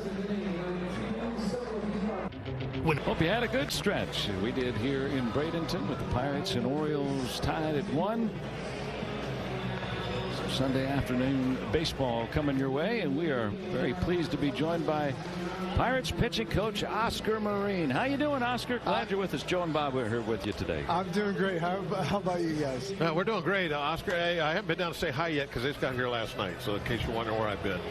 You know what? I have. I'm a little butthurt right now. Yeah. Hey, really a great day here so far. Martin, really put on a clinic about how to change speeds and destroy the hitter's timing. He had to be very pleased with his first outing. Absolutely. You know, Martin's one of the veteran guys that just came in, and he says, hey, I need a little extra time, a couple extra live BPs, and he goes, I'll be ready. He sure was ready today. What does the veteran experience do? The guy that's pitched in the World Series, do we make too much of that, or does that affect some of the younger pitchers too? It affects him in the good way. Yeah. Oh yeah. No, you're not looking too much into it. It's a vibe. It's a guy that's been in a place where a lot of guys want to pitch in. So there's a lot of questions. There's a lot of questions he's been answering for the guys, and it's been great so far. Hey, you would think he really would that experience of his could come in if things go the way we hope it does this year, and you really get into a pennant race. He's been there, done that, and he could really help them young guys out. Absolutely. And if you talk about Martin, that's the only thing he's worried about right now is getting to that pennant race. And that's something our young guys need to hear. He did. In the little post game that Hannah did with him, he must have mentioned the playoffs 3 or 4 times. He's really focused. No, absolutely. Absolutely. We want him to be that way. We want him to talk about it because that's exactly what we're shooting for. And then he was followed by Aroldis Chapman, who also came over from the world champion Rangers. That's right. Have you ever seen a guy 36 years old throwing 100 miles an hour? But it's his other stuff, too. I was impressed with the splitter and the slider, too. That's exactly what I was just going to talk about. The most impressive thing is, You know, you hear about Chappie, and it's 100 miles an hour. What he showed today is off speed for strikes, you know, even behind in counts. If he's going to be able to do that the entire season, watch out, hitters. The thing that's amazing to me about it, he's 36 years old. He looks like he's 26 years old. Oh, yeah. He is in tremendous shape. And like Joe said, still throws 100 miles an hour. He's setting an example for these young guys to, like, hey, it's important to take care of your body. Absolutely. I mean, I've never seen a massive pitcher like that, especially in the weight room. I hear he gets here about 6 o'clock every morning to do his workout. On the dot. And he's probably squatting like 4 plates every day. That's impressive. Billy McKinney with a base hit. Alcantara the second, joined by Oscar Marine, who must be very hot down there in the Pirates coaches area. It's very nice of everybody else to cool you off with those water bottles. Oh yeah, I feel, you know, I feel that. A couple of sprays of the water. I don't know where it's coming from, but I feel it. That's some really nice treatment by the other coaches. We take care of each other, hey, you know. Oscar, I'm looking at you right now on the monitor. Do you have a little extra gray in that beard this year? You don't have to bring that up. I just don't notice that. You don't have to bring that up, but yeah, I absolutely do. I absolutely nothing wrong with that. You know, it just comes with a little bit more wisdom over the years. That's what I was going to say. Those are wisdom hairs right Absolutely. there. Absolutely. Well, now you know you've been a pitching coach for 4 years in the major leagues. Year number 5 for you. So what have you learned in that role, and what do you bring to the Pirates because of that experience? You know what? One of the things is extra patience, especially with the young guys in the young group that we've been having. We're starting to see trends where, you know, guys hit lows, and we have to help them out of there. You know, it's sometimes that sophomore season with some of these guys, and expectation is up again this year. You know, so a little bit of patience from there, and just the other thing about it is just. All these guys want to be coached. That's the one common theme from veterans to young guys, especially the veterans this year. Hey, man, you got. Oh, Coach, Chappie was one of those guys. It was pretty funny with him. He goes, hey, I may be intimidating for most, but I do want to be coached. Well, that's good. I mean, that's the kind of communication you want to have with Absolutely. the players. You want that honesty. Everybody's got their cards out on the table. That's great to hear. That's how we're going to become great. Yeah, absolutely. We've been talking about some of the veteran pitchers, but there's a lot of young guys in camp. Oh, let's go. Abraham Gutierrez with a base hit and an RBI. Pirates have the lead. We're going to talk to you more often, Oscar, if you can. Hey, yes. Pitching coaches like runs. Pitching coach, and also the hitting cheerleader when the pitchers are not out there too, as Gutierrez slamming this one. Oscar, at the end of last year, you guys did a phenomenal job with the bullpen. The starting rotation, let's call it thin the last couple of months last year, just to put a word on it, and it didn't seem to make any difference. Now this bullpen looks like it could be deeper than ever before. Are we going to see more of the, you know, okay, give me 5 innings and finish off with the bullpen this year? Is that going to be kind of where you guys are going to go, especially early in the year? I think it's going to be strategic depending on who's on the mound, right? So the deployment factor, because we are deeper, it allows us to shorten up the game when we want to and when we need to. And that's the beauty of building the bullpen the way it's been built this offseason. We're going to be able to shorten the games up when necessary. You know, but if a guy's rolling, you know, Skipper has no problems letting them roll if he's in good rhythm. Well, it looks like you've made some additions. The team has, and you're going to have more guys out there this year that can roll. That's right. Absolutely. So, again, all strategic. It all depends on the lineup. It all depends on those matchups. But, yes, I mean, it was meant to be able to, like, help us throughout the entire season, and being able to shorten up those games so maybe some of those back-end guys don't have to take too much of a blow early. One more quick question here. We got 2 outs, but there's like an emphasis on the left-handed pitching on the team because of our ballpark. How does that thinking play into setting up the club? Yeah, absolutely. You just look at our ballpark and the deepest parts of it, right? So it's really good for left-handed pitchers. Obviously, you guys have seen Quintana, Tyler Anderson. They were with us. The type of mixes they have, that little extra in the left center field really helps out with those guys, especially with the repertoire, you know. So most of the righties are going to pull lefties, and that's how it plays in just a little bit. for the lefties in a good way. Yeah, throughout the history of PNC Park, lefty pitchers have performed better, and Pirates have brought a lot over this year. And Oscar, it's been fun to see a lot of the different guys in camp, especially the younger pitchers. A lot of growth from them. It looks like in just seeing 1 or 2 outings from Contreras or Priester, but those guys. That's right. Look like they've gotten some experience, and it favors them as well. No, absolutely, and don't get me wrong with those guys. They have some struggles, right? But their focus in spring training this year, that's the growth. That's a little bit of the patience we need to have, right? They've been getting after it. They have full intentions of competing, and they know what's at stake, right? And we're here to win, and they want to be part of it. Well, it's fun to visit with you, Oscar, but we've run out of time. Thanks again for joining us. I appreciate it, guys. Oscar. Thank you. Oscar Marine, Pirates pitching coach. Grab the lead. 2-1 the Buccos in favor as we go to the 8th inning. Thanks to Oscar Marine, the Pirates pitching coach here in Bradenton, joining us. Josh Fleming for a 2nd inning of relief to Jackson Holliday.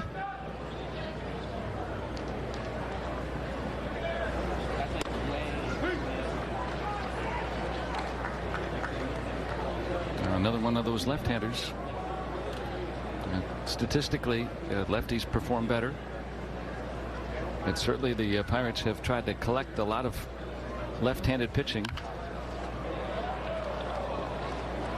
Well, home runs are so important to prevent. Yeah. And, our ballpark makes it difficult for the ball to get out in left field. So if you're a lefty and you're throwing the right-handers and they hit one pretty good, a lot of times it's a 390-foot flyout. Where if you're a right-hand pitcher and the lefties get you, I mean, we're talking about, is that going to hit the water?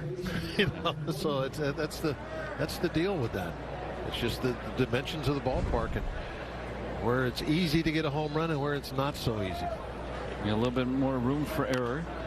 And in the history of PNC Park, the slugging percentage for left-handed pitchers, 391 is what they allow. Right-handers, 404. Well, it doesn't seem like it's a huge difference, but that's over 23 years.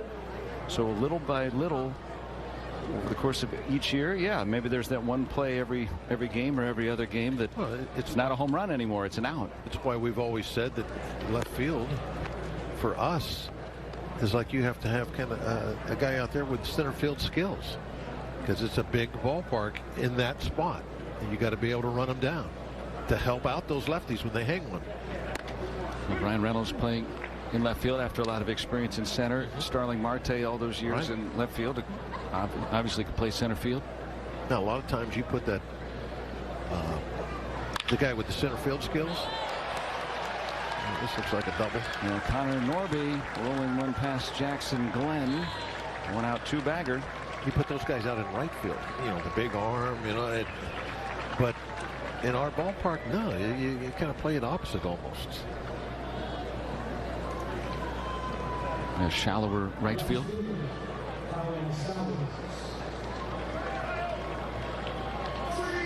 Norby. And now Kyle Stowers coming up.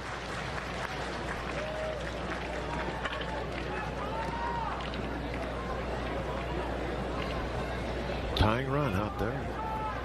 Second base. Now it's a spring training game, so you're not all that concerned with it. But still, I think when you're on the middle, you're on the mound, you're in the middle of that infield, you are still playing like this is an important run to stop for you personally. And that's not going to stop it. Yeah, Stowers finds the hole, and Norby is going to score. Just like that, the Pirates' advantage is gone. 2-2 now.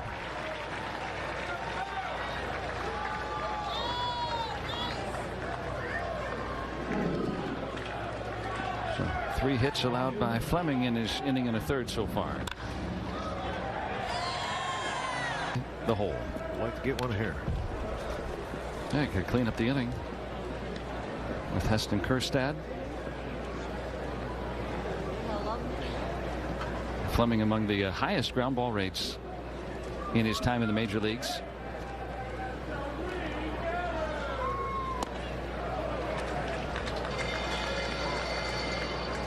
And in building a bullpen, you want to have a lot of different types of pitchers too. It's like a toolbox. Yeah.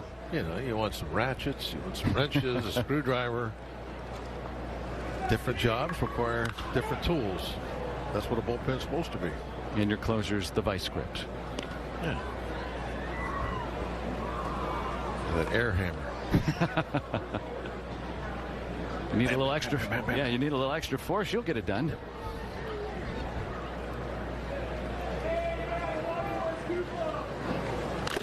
Fleming was a jack of all trades with the Rays. Sometimes would open.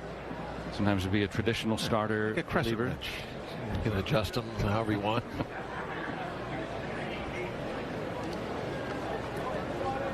Bethel Park's Justin Mice getting up in the Pirates bullpen. Bethel Park, where is that? Not sure. South Hills, baby. That's right. He lives about a couple miles from us. Yeah, the home of the Block family, Bethel Park.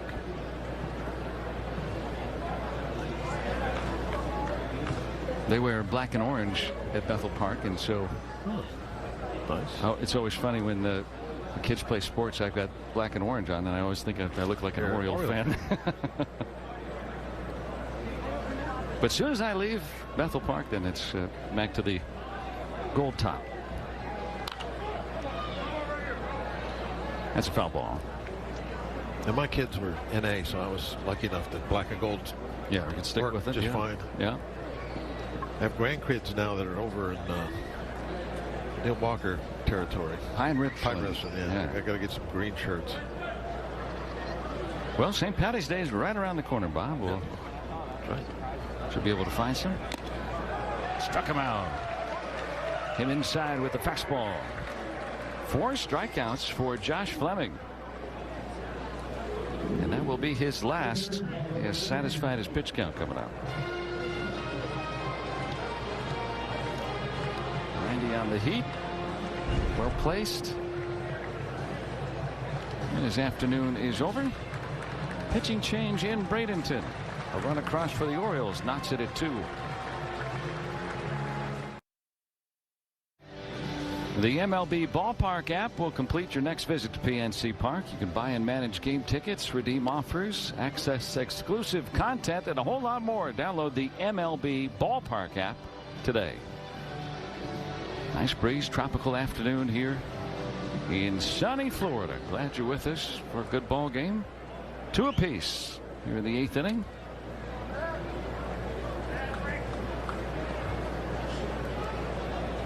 Hey, look, it's free. Tomorrow, right? The old sign goes.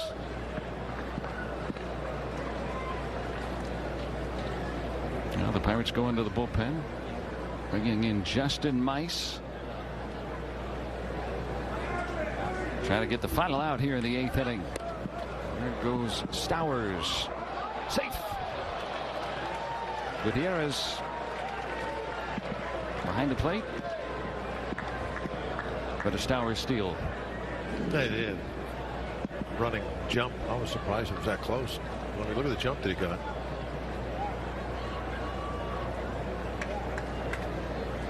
One of the better catch and throw guys in the minor leagues last year, Gutierrez. And Justin Mice showing 97, striking out Maverick Handley. So the Bethel Park kid with a strikeout. 2-2 tie game.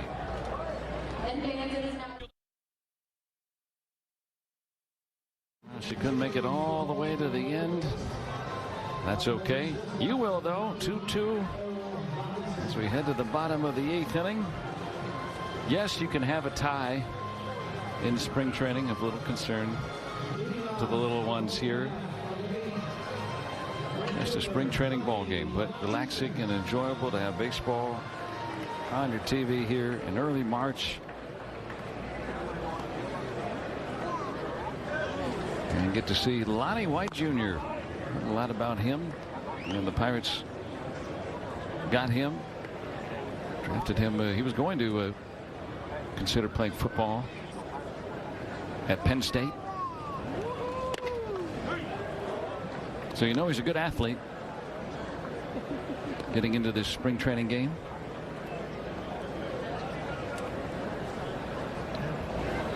Need a run. Need a hero.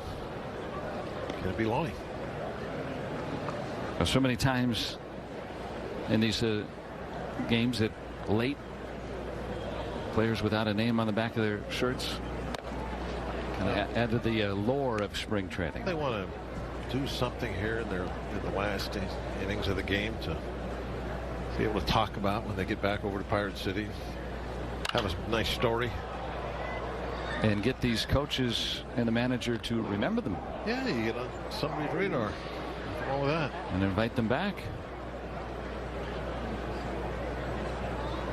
I think everybody in the big league coaching staff knows who Lonnie is, because he's a nice prospect. But there are some guys that you don't really hear about, and they do something, and you're like, lean over the guy next to you, the coach next to you. Who is this guy? Well, there are close to 70 players in camp, and then you have another couple dozen that regularly appear in these games toward the tail end. Hard to keep track of them all. Cade Povich with his third strikeout. Yeah, if they don't have a name on their back, and even their number doesn't help you out, because it just was issued to them when they came over. You know. Grab a shirt that fits. Oh yeah.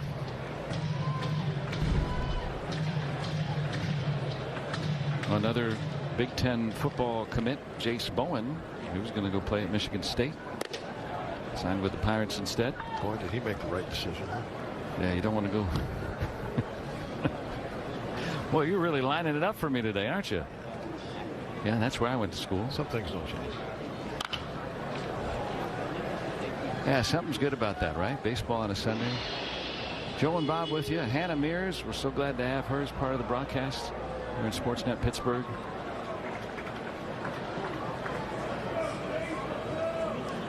And glad to have you along here with us.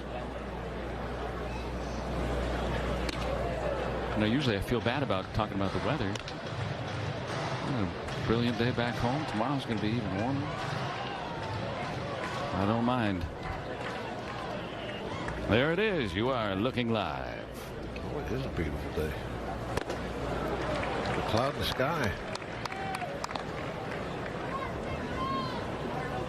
Can't say that here. So there you go. You got one up on us. 2-2 on Jace Bowen. 2-2 the score. Base hit. Sticking near the tarp. Bowen can run. 2020 season in the minors. Got a double here with one out in the eighth. Yeah, he was scooting. It would have been nicer if that ball hadn't have got over there by the tarp. If that would have got messed up even a little bit down in the corner, he'd be standing at third right now. Well, he might end up standing at third anyway. Maybe. No wonder them Spartans were after. That's right. 24 steals last year at Greensboro. Added a couple more with Altoona. And 6 more in the Arizona Fall League.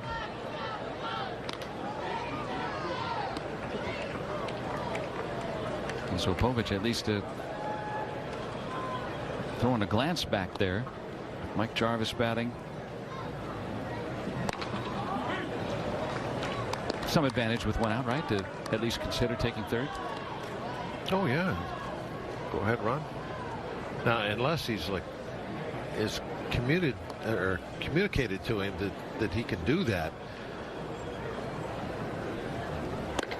it would kind of take a lot. It would show you something about a young guy if he comes over here as a minor league just daytime call-up and tries to steal third in this situation and makes it. It's like that's what would make you say, who's this guy? Yeah. If he does that.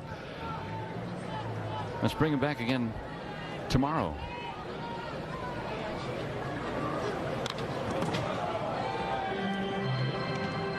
I'm just kind of thinking about that because he's a base stealer in the minor leagues. But got to be sure. Now, regular season game, there are signs that where you can say, okay, if you get a jump, go ahead and go, that sort of thing. Now, I don't know about in this scenario, but it should be 2 outs now, so it doesn't matter. Bowens takes care of it.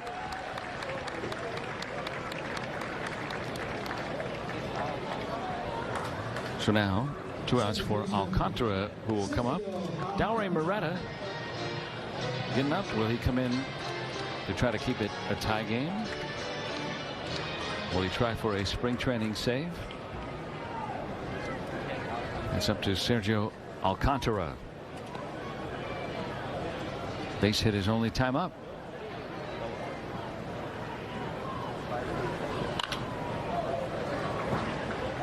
Trying to make the ball club.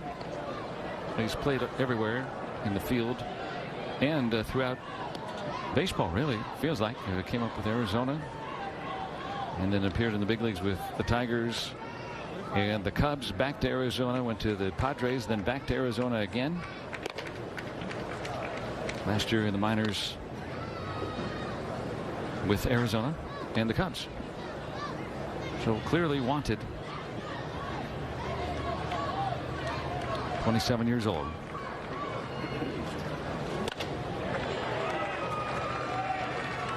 Povich throws it by him, 1-2.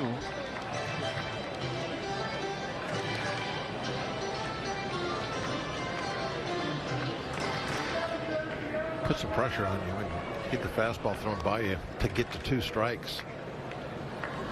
So now you have to tune it up a little bit because you say, I'm too late on the fastball. I got to start earlier.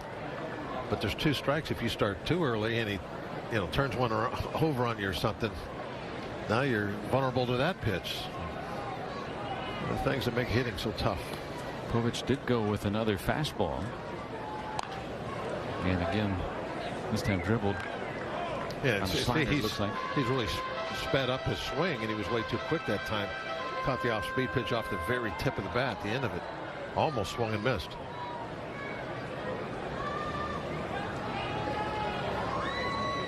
Timing, again, that's what it's kind of been what we've talked about most of the day when it comes to hitting and pitching. Timing of that swing. Old Robinson. And that's that for the Pirates. Stays tied. 9th inning coming up from Bradenton.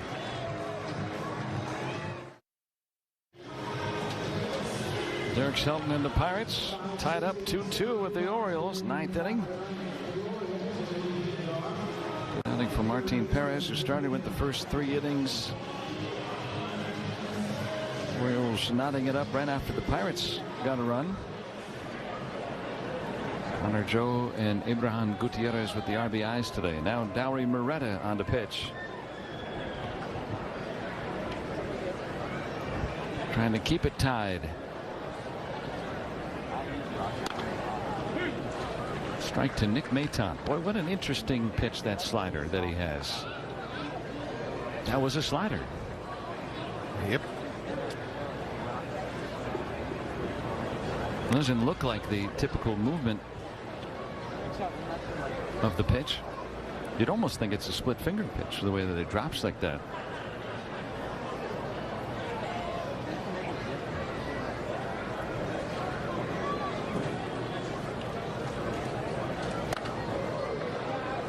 That time a fastball.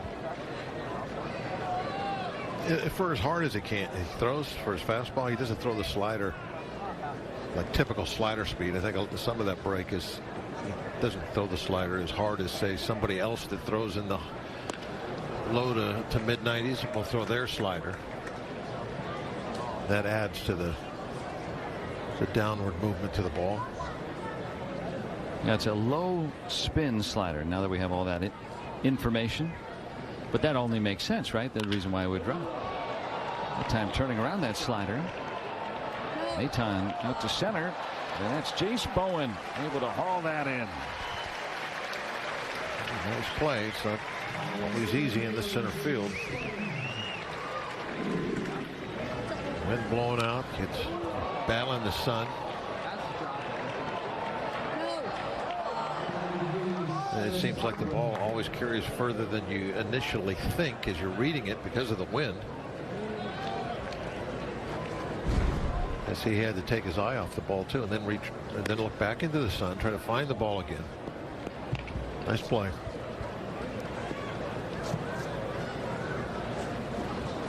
Kind of acted like a wide receiver right there. Made the catch. One out for Silas Ardoin, batting for Ryan McKenna.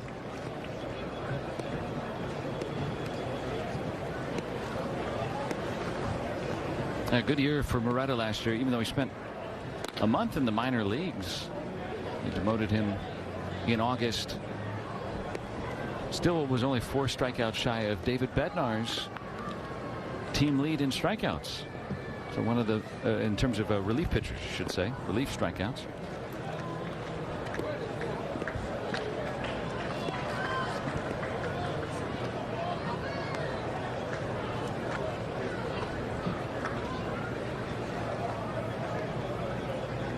Behind 3-1 on Ardoin, and he walked him.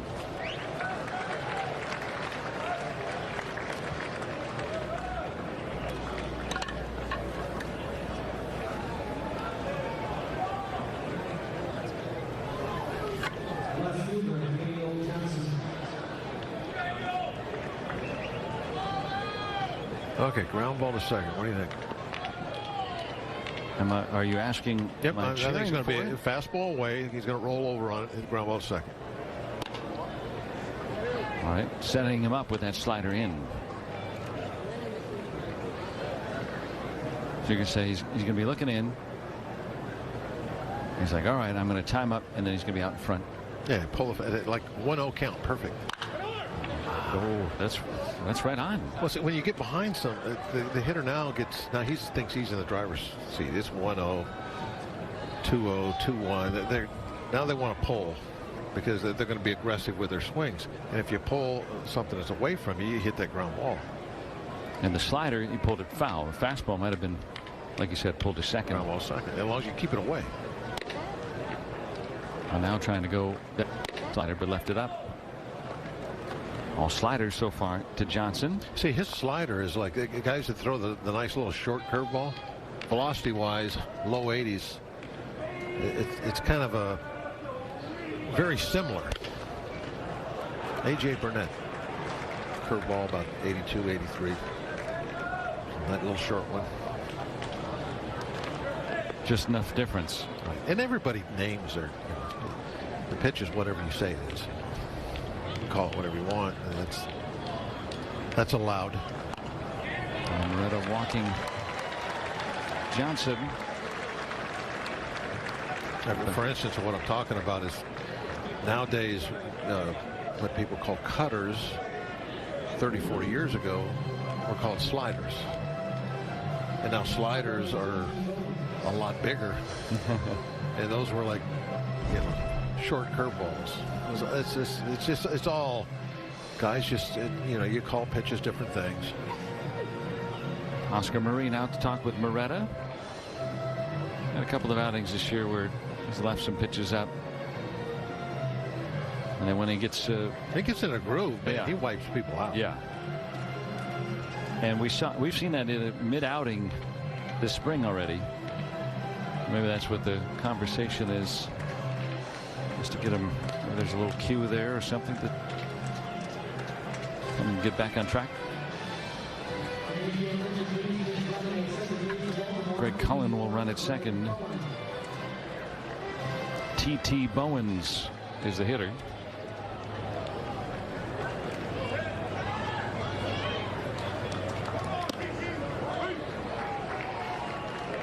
My guess is his nickname's T-Bone. Terry O'Neill Bowens from Oakdale, Connecticut. Trying for some ribeyes out to left. Gorski running out of room. It's a 3-run home run for T.T. Bowens.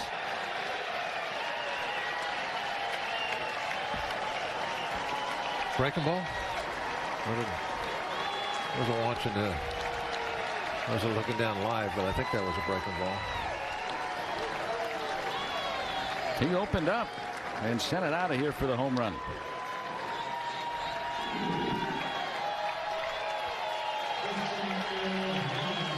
Oh, yeah. That was a belt high breaking ball. inside half of the plate. That's a definition of a hanger. Bowens, who hit 8 home runs in the minors last year, right ahead of those 2 walks, sends one out of Lecom Park. Orioles with a 5-2 lead now. Earl Robinson batting.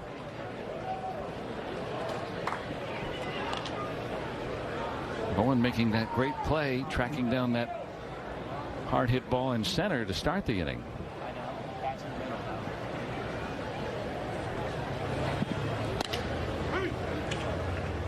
And now a strike.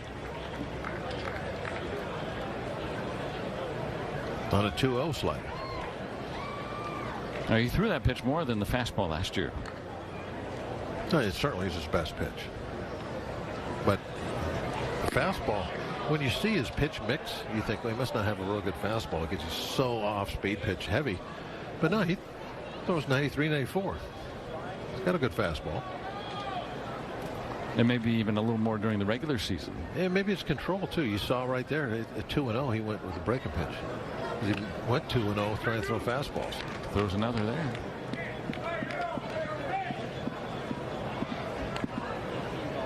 Sometimes you hear guys working on a certain pitch, trying to find that feel.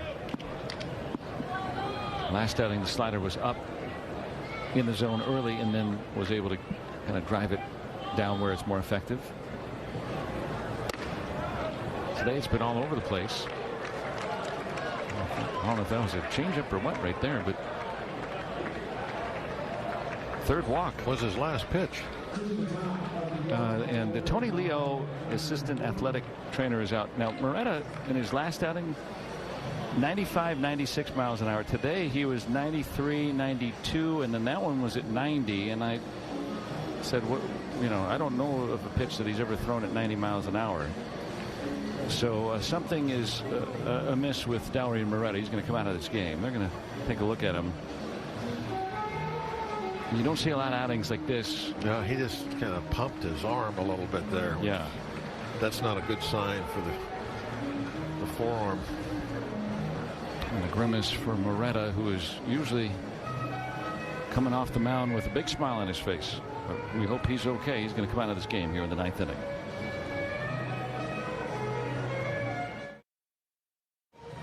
Dowry Moretta exiting the game after athletic trainer Tony Leo came out to take a look at him, and he's going back to the Pirates clubhouse right now. The velocity was down, especially on that last pitch. Let's look. Yeah, he's definitely has something sore in his arm. Look at the way he's hanging it offside of his body there. It's bothering him. And then the lack of command, the control. And also, you know, when you get something that's hurt. Grimacing there after delivering that pitch. He gave the arm a couple of pumps as he was getting close to the dugout. And that would hopefully precautionary only, but if we get any word before we leave the air, we'll pass it along with Dowry Moretta. Very important part of the Pirates bullpen last year. Geronimo Francois is going to come on and try to pick up the rest of this 9th inning.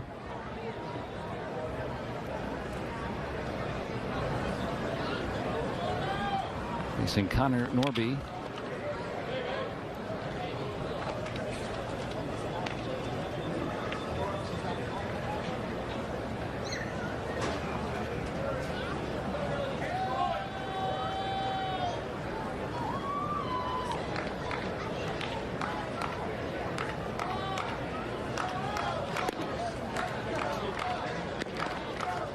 Count now even. First spring action.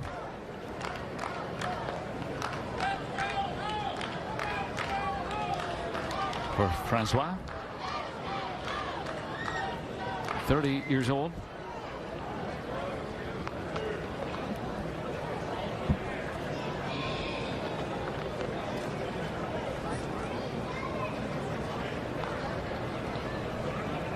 Longtime pitcher in Japan. Robinson. May run now. See how he held the ball on him? That's what we were talking about earlier. Taking a little more time to deliver the pitch. Robinson was, because he looked like he's been thinking about running, but right there he got out there and was starting to lean, and then he just had to hold it for so long that he can't get a good jump.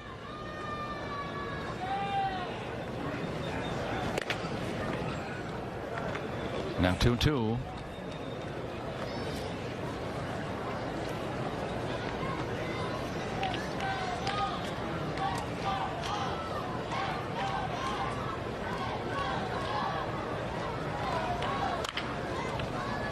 Count still even on Connor Norby. Francois pitched for the Hiroshima Carp for many years in Japan. 1 year was teammates with Brad Eldred. Also Seiya Suzuki, most notably now of the Cubs.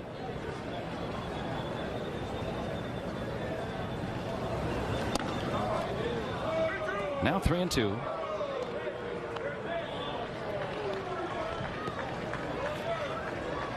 I want to see Gutierrez throw again. I hope he runs. That was I know he threw the ball in on a bounce, but he got it there so quickly last time on a great jump. I want to see him throw again. There'll be a walk there. And 2 on. Talking about Abraham Gutierrez, who last year had an injury-shortened season, but year after year putting up good numbers, throwing out attempted base stealers. So you got to figure that he's got a good arm, and we saw that. Delivers the ball quickly. Pop time, if you've ever heard that phrase. Ground ball. Shackelford. And the relay. Safe. We'll get the second out. At second.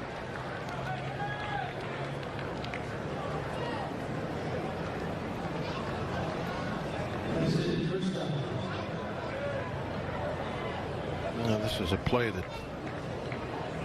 they've been practicing every day for a couple weeks. Pitcher covering first. Something you do in spring training over and over and over again. Dauri Moreta leaving with team medical staff this inning. Orioles getting a 3-run home run from T.T. Bowens off Moreta. They have taken the lead. Heston Kjerstad batting with 2 on.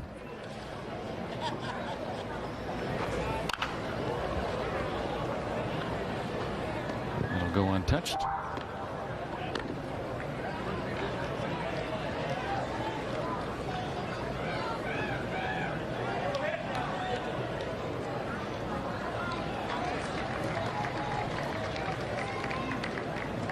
Geronimo Francois.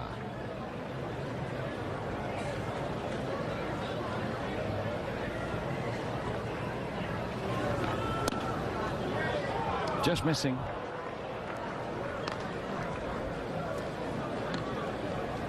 Kjerstad will get another chance. 1-2. Laws has kind of tightened up the zone these last couple innings, it feels like. And a few of those there, like, that's a strike, isn't it? We'll see 4 walks in the inning. Now 2-2.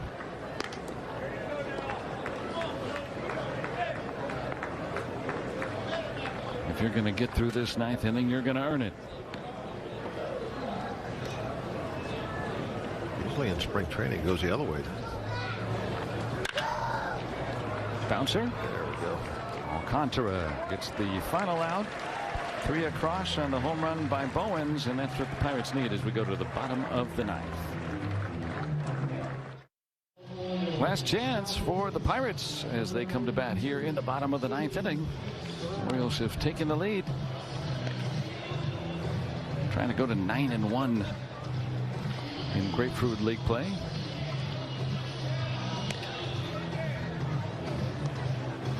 That might have been Adam Jones wearing number 10 on his shirt right there. Yeah, that is Adam Jones hanging out with the Orioles. Yeah, look at that. Former big league great. Chopping it up with Laz Diaz between innings. Home plate umpire.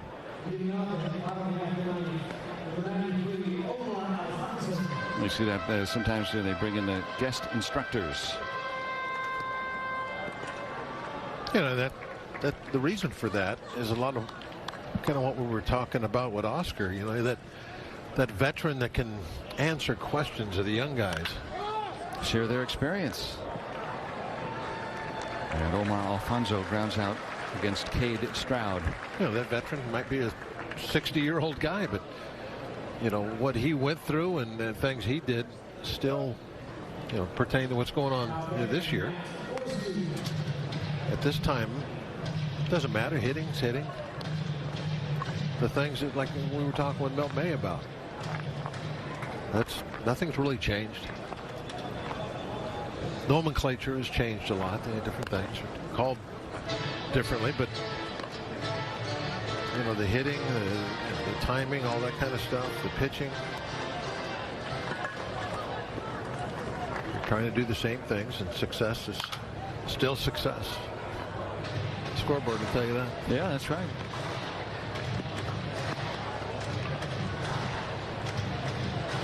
Matt Gorski.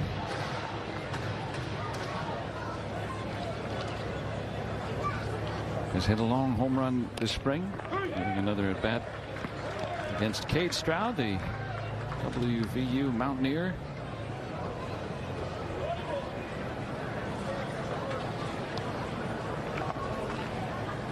The guy has had 20 home runs and 20 steals, both in each of the last 2 seasons in the minor leagues for the Pirates. One of just 4 minor league players who have done it in back-to-back seasons. In 22 and 23.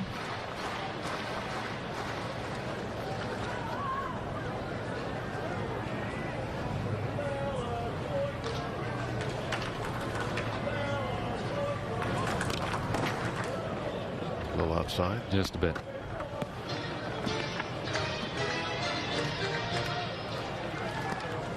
There's the Parrot, entertaining the folks that have stuck around here this afternoon on this warm Sunday. Gotta get that picture, prove you were actually in Florida. Yeah, look, see, here I am with the Parrot. I think I may do that because people ask me when I get back home to Pittsburgh. Are you there? Oh yeah, they want proof. I don't really go to the beach. Weren't you down? Yeah. At the end of the bat, Gorski out to center. What was that? The cat's name? Dobby. You're like the cat. You put on a little cream. Yeah, oh sure. Yeah. A sweater. Right. Well, last chance for the Pirates, and Gutierrez, who drove in a run, gave the Pirates a lead. And he's only at bat, an RBI single in the 7th.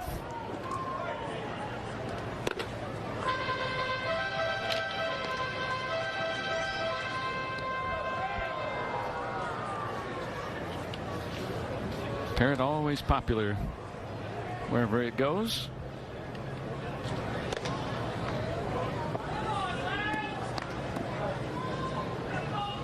That was a good start for Martin Perez today. Yeah, the beginning of the games at this stage are, I guess, where you look at more than anything else. Regulars are in there. Yeah. And Perez retired 9 of the 10 he faced. He looked great. You know, the last 3 innings, you're getting a lot of guys that, without names on their backs, and you know, they're probably not going to be on the team. Chapman, a very quick inning, hit 100.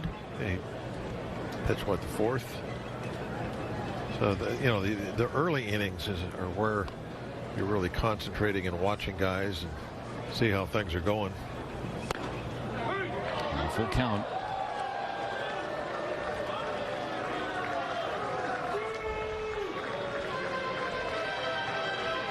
Gutierrez doesn't want the at bat taken from him. But, like you said, they'll be swinging the bats here at the bottom of the 9th on March the 3rd. 3-2. It'll take the walk. Puts the tying run on deck for the Pirates. Jackson Glenn, who was already homered this spring, he'll come up.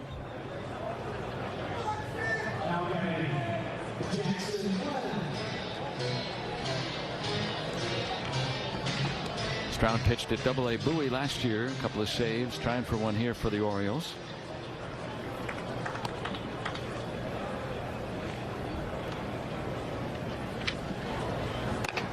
And that's a strike call.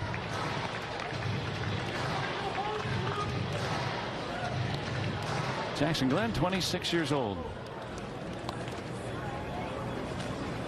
Pirates 5th rounder in the 21 draft. And down 2 strikes. Pretty nice slider on that one.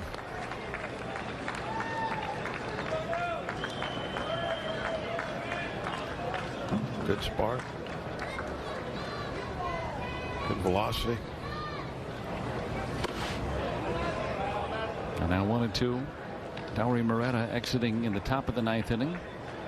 The team medical staff grimacing after throwing a couple pitches that were far below his normal typical velocity. Yeah, that last pitch, scoreboard had it at 89. He was definitely hurting, and there's another slider. But some good overall pitching for the Pirates here today in defeat. Oh, yeah.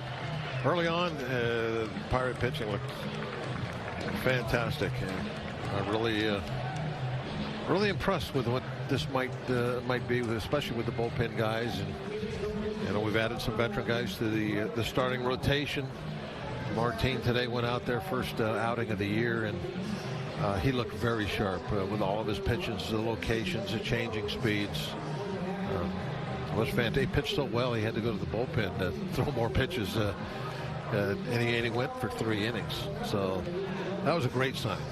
And that was his Pirates debut today, but it's the Orioles claiming victory this afternoon, 5-2 over the Pirates. And our thanks to our guests, Milton May and Martin Perez, who joined Hannah, Ryan Baraki as well, Oscar Marine for joining us in this one. And for Hannah Mears and for Bob Block, I'm Joe Block. And thank you for spending your afternoon with us. And join us for our next spring training telecast on Friday, right here on Sportsnet Pittsburgh, when the Pirates host the Twins at 1 p.m. So long and good afternoon from Bradenton.